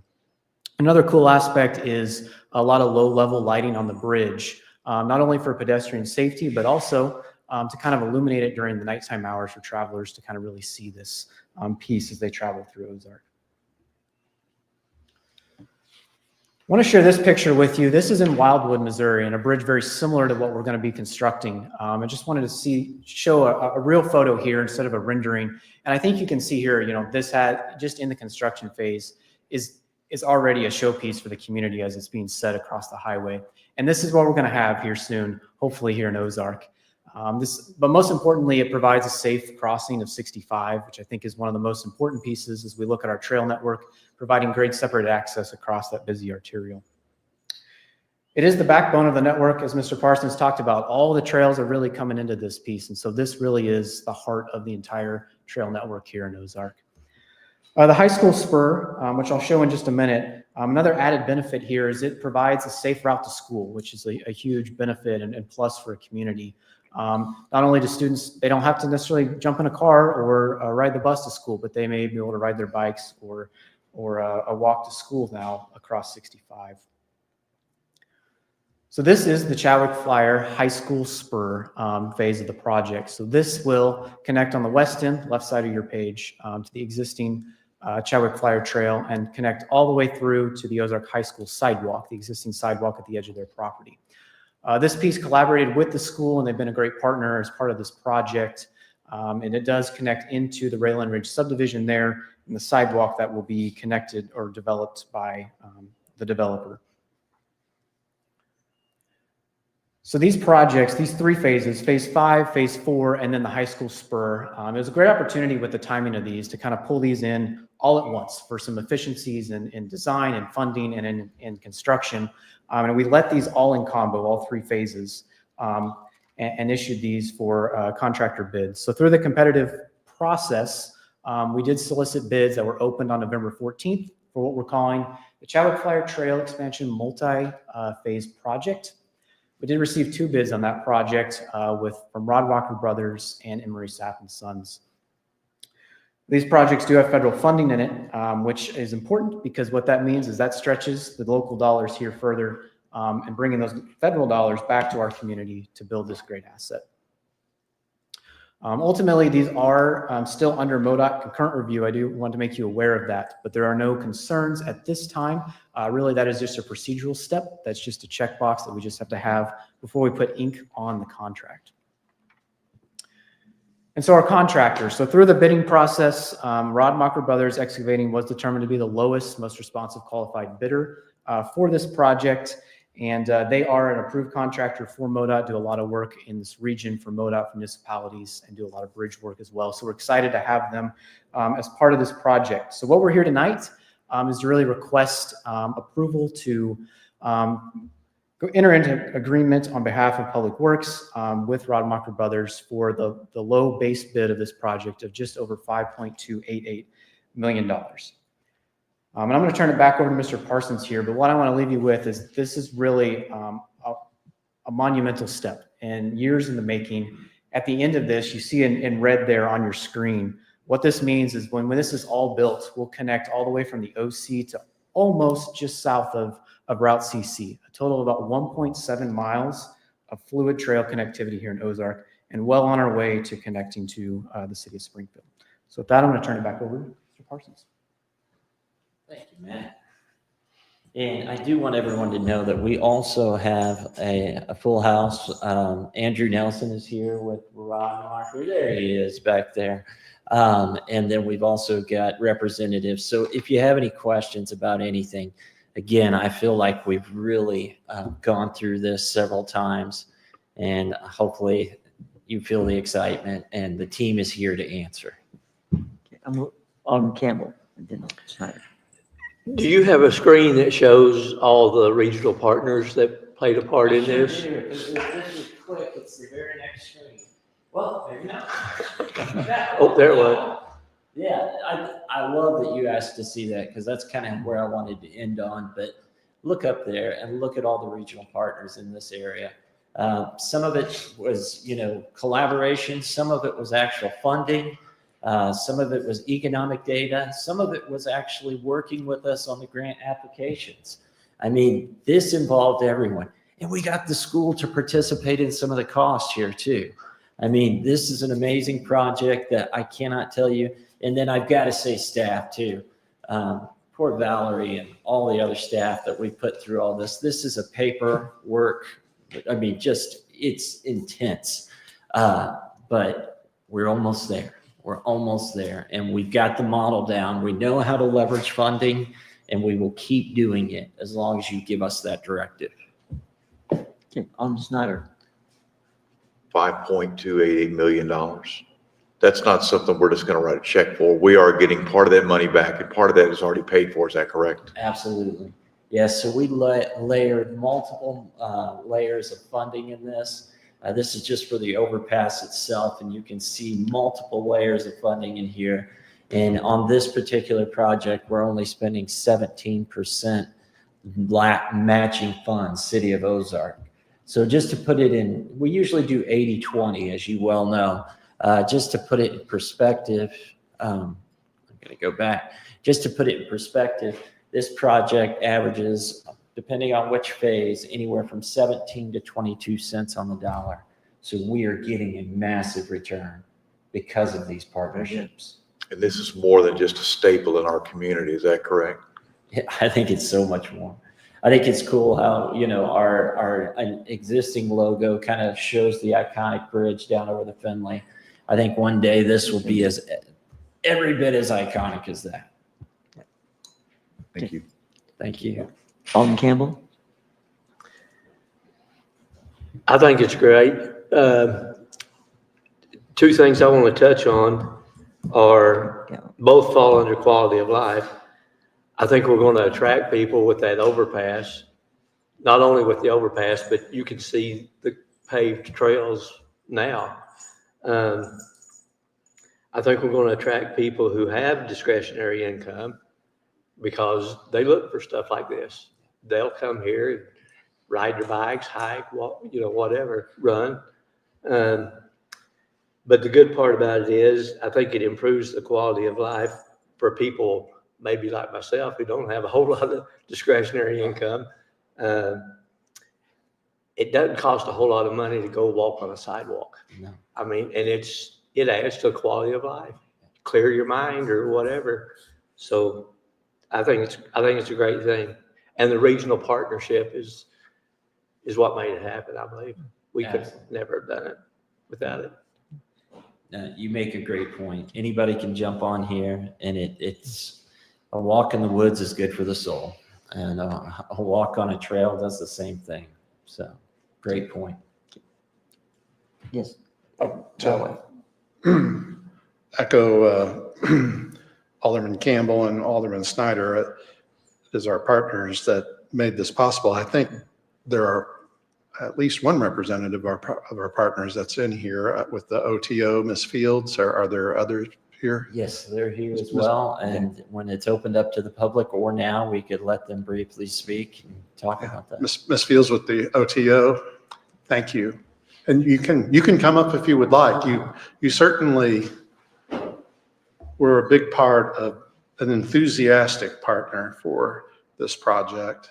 I think you ought to meet some of the board members here. Hello, thanks for having me. I just wanted to say we appreciate the partnership greatly. We identified this trail as an essential corridor, kind of to help us compete with Northwest Arkansas, right? We wanted a linear corridor that could connect communities in our region and really, value ecotourism, but also transportation, people traveling to work and make those connections. And so we've done several studies, a regional trail study talking about connecting communities, but we also undertook the overpass study just to try to understand the best solution and how much it would cost. And when funds became available through DED, unfortunately because of the pandemic, but fortunately that's working out in our favor now, our board, made up of local cities and counties, they said, yes, this is our top priority. We want to put 1.5 million to match those funds. So, I think we've spoken both with our planning and with our hard work, but also with our money, saying that this is one of the top regional priorities for trail funding. So we're just really excited to see it. And I will say that Rodmacher built phase 3 for us up in Greene County along Lake Springfield, and they did a great job. And, when we run into a hiccup, they were out there fixing it for us immediately, and it is perfect. We can't find any flaws with that trail now. They also constructed one out by the Republic High School for us using some of that COVID relief money. So we have every confidence that this is going to go very smoothly for you. And, we just really appreciate the investment. Thank you. Yes, sir. You mentioned phase 3. Is that the one that comes almost to the county line? Yes, it actually goes a little bit over the county line and then up to Kissick. City Utilities owned property in Christian County as well. So we went every bit as far as we could. Okay. And sorry about the naming conventions. That just got all messed up on us. Okay. Well, thank you. Anyone else? Well, thank you very much. Sure. Okay. I think board-wise, we're finished. We kind of was unofficial, but officially, I'm going to open it to the public discussion now, Bill number 3624. Anyone else here would speak in favor of Bill 3624? I think I'm the obvious one to stand up and say how excited we are about this. We already have jobs coming. But before even thinking about that, just to be able to even get to apply for the funds from the DED, the state is watching this project. They are excited about this project. They are investing money in this project. They changed their grant requirements per our request from the Springfield, Greene County, Christian County region. So this really was a collective effort. And so I can't say enough thank yous to be part of this and for all of the collaboration. So we're very excited about this, and thank you. That's it. Okay, thank you. Anyone else who would speak in favor of bill number 3624? Okay, welcome. My name is Rick Ash. I live at 1786 South Deer Ridge, just south of Nixa. And because of you, I'm now the new executive director of Ozark Greenways. I've been a lawyer in this town for 20 years, as Bruce well knows. And September 1st, I was sitting in my office. I've been in a home office south of Nixa for 7 years. And a friend of mine called and said, you guys are going to build this bridge across 65. And so I went to the website to find out more because I was that inspired. And although I've been a contract attorney and a business litigator and a cutthroat for 20 years now, I went to law school to be an environmental lawyer because I knew that connections mattered, connections to nature mattered, and that development needs to be done with nature in mind and the connection between people and nature in mind. And so really what you guys did is just inspired that kid who went to law school back in the 90s to say, these guys are doing something great.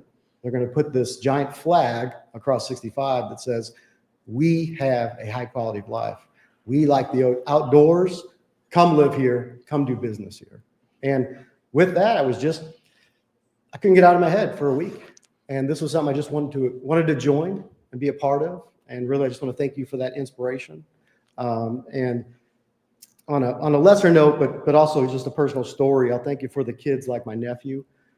He sends me pictures. He's about 30 now, sends me pictures all the time of him shooting his 4 different antelope and basic deer he got in Wyoming. But, that kid was inspired because he had a bike and he could take his fishing pole to a pond that was about 2 miles away. I would take him floating once or twice a year, and I took him hunting a few times, but he lived on the other side of the state. I didn't have a big influence on that kid, but he's an outdoorsman now because he could take a bike and he could go fish. And the kids live in these big apartments that we're building all around this area off 65. They're going to be able to jump on a bike and go to the Finley River, and jump on a bike and go to Lake Springfield. And that's inspiring. And I think the greater good is what you guys have accomplished here. And I just want to thank all of you for that. Thank you. Thank you. Okay. Anyone else can speak in favor of bill 3624? Okay, I'm not seeing movement. Anyone here would speak against bill 3624? This is your time. Okay, I don't think I think he's just. Okay, I'm not seeing movement, so I'm going to close this to public discussion now. And at this time, any final response from the board?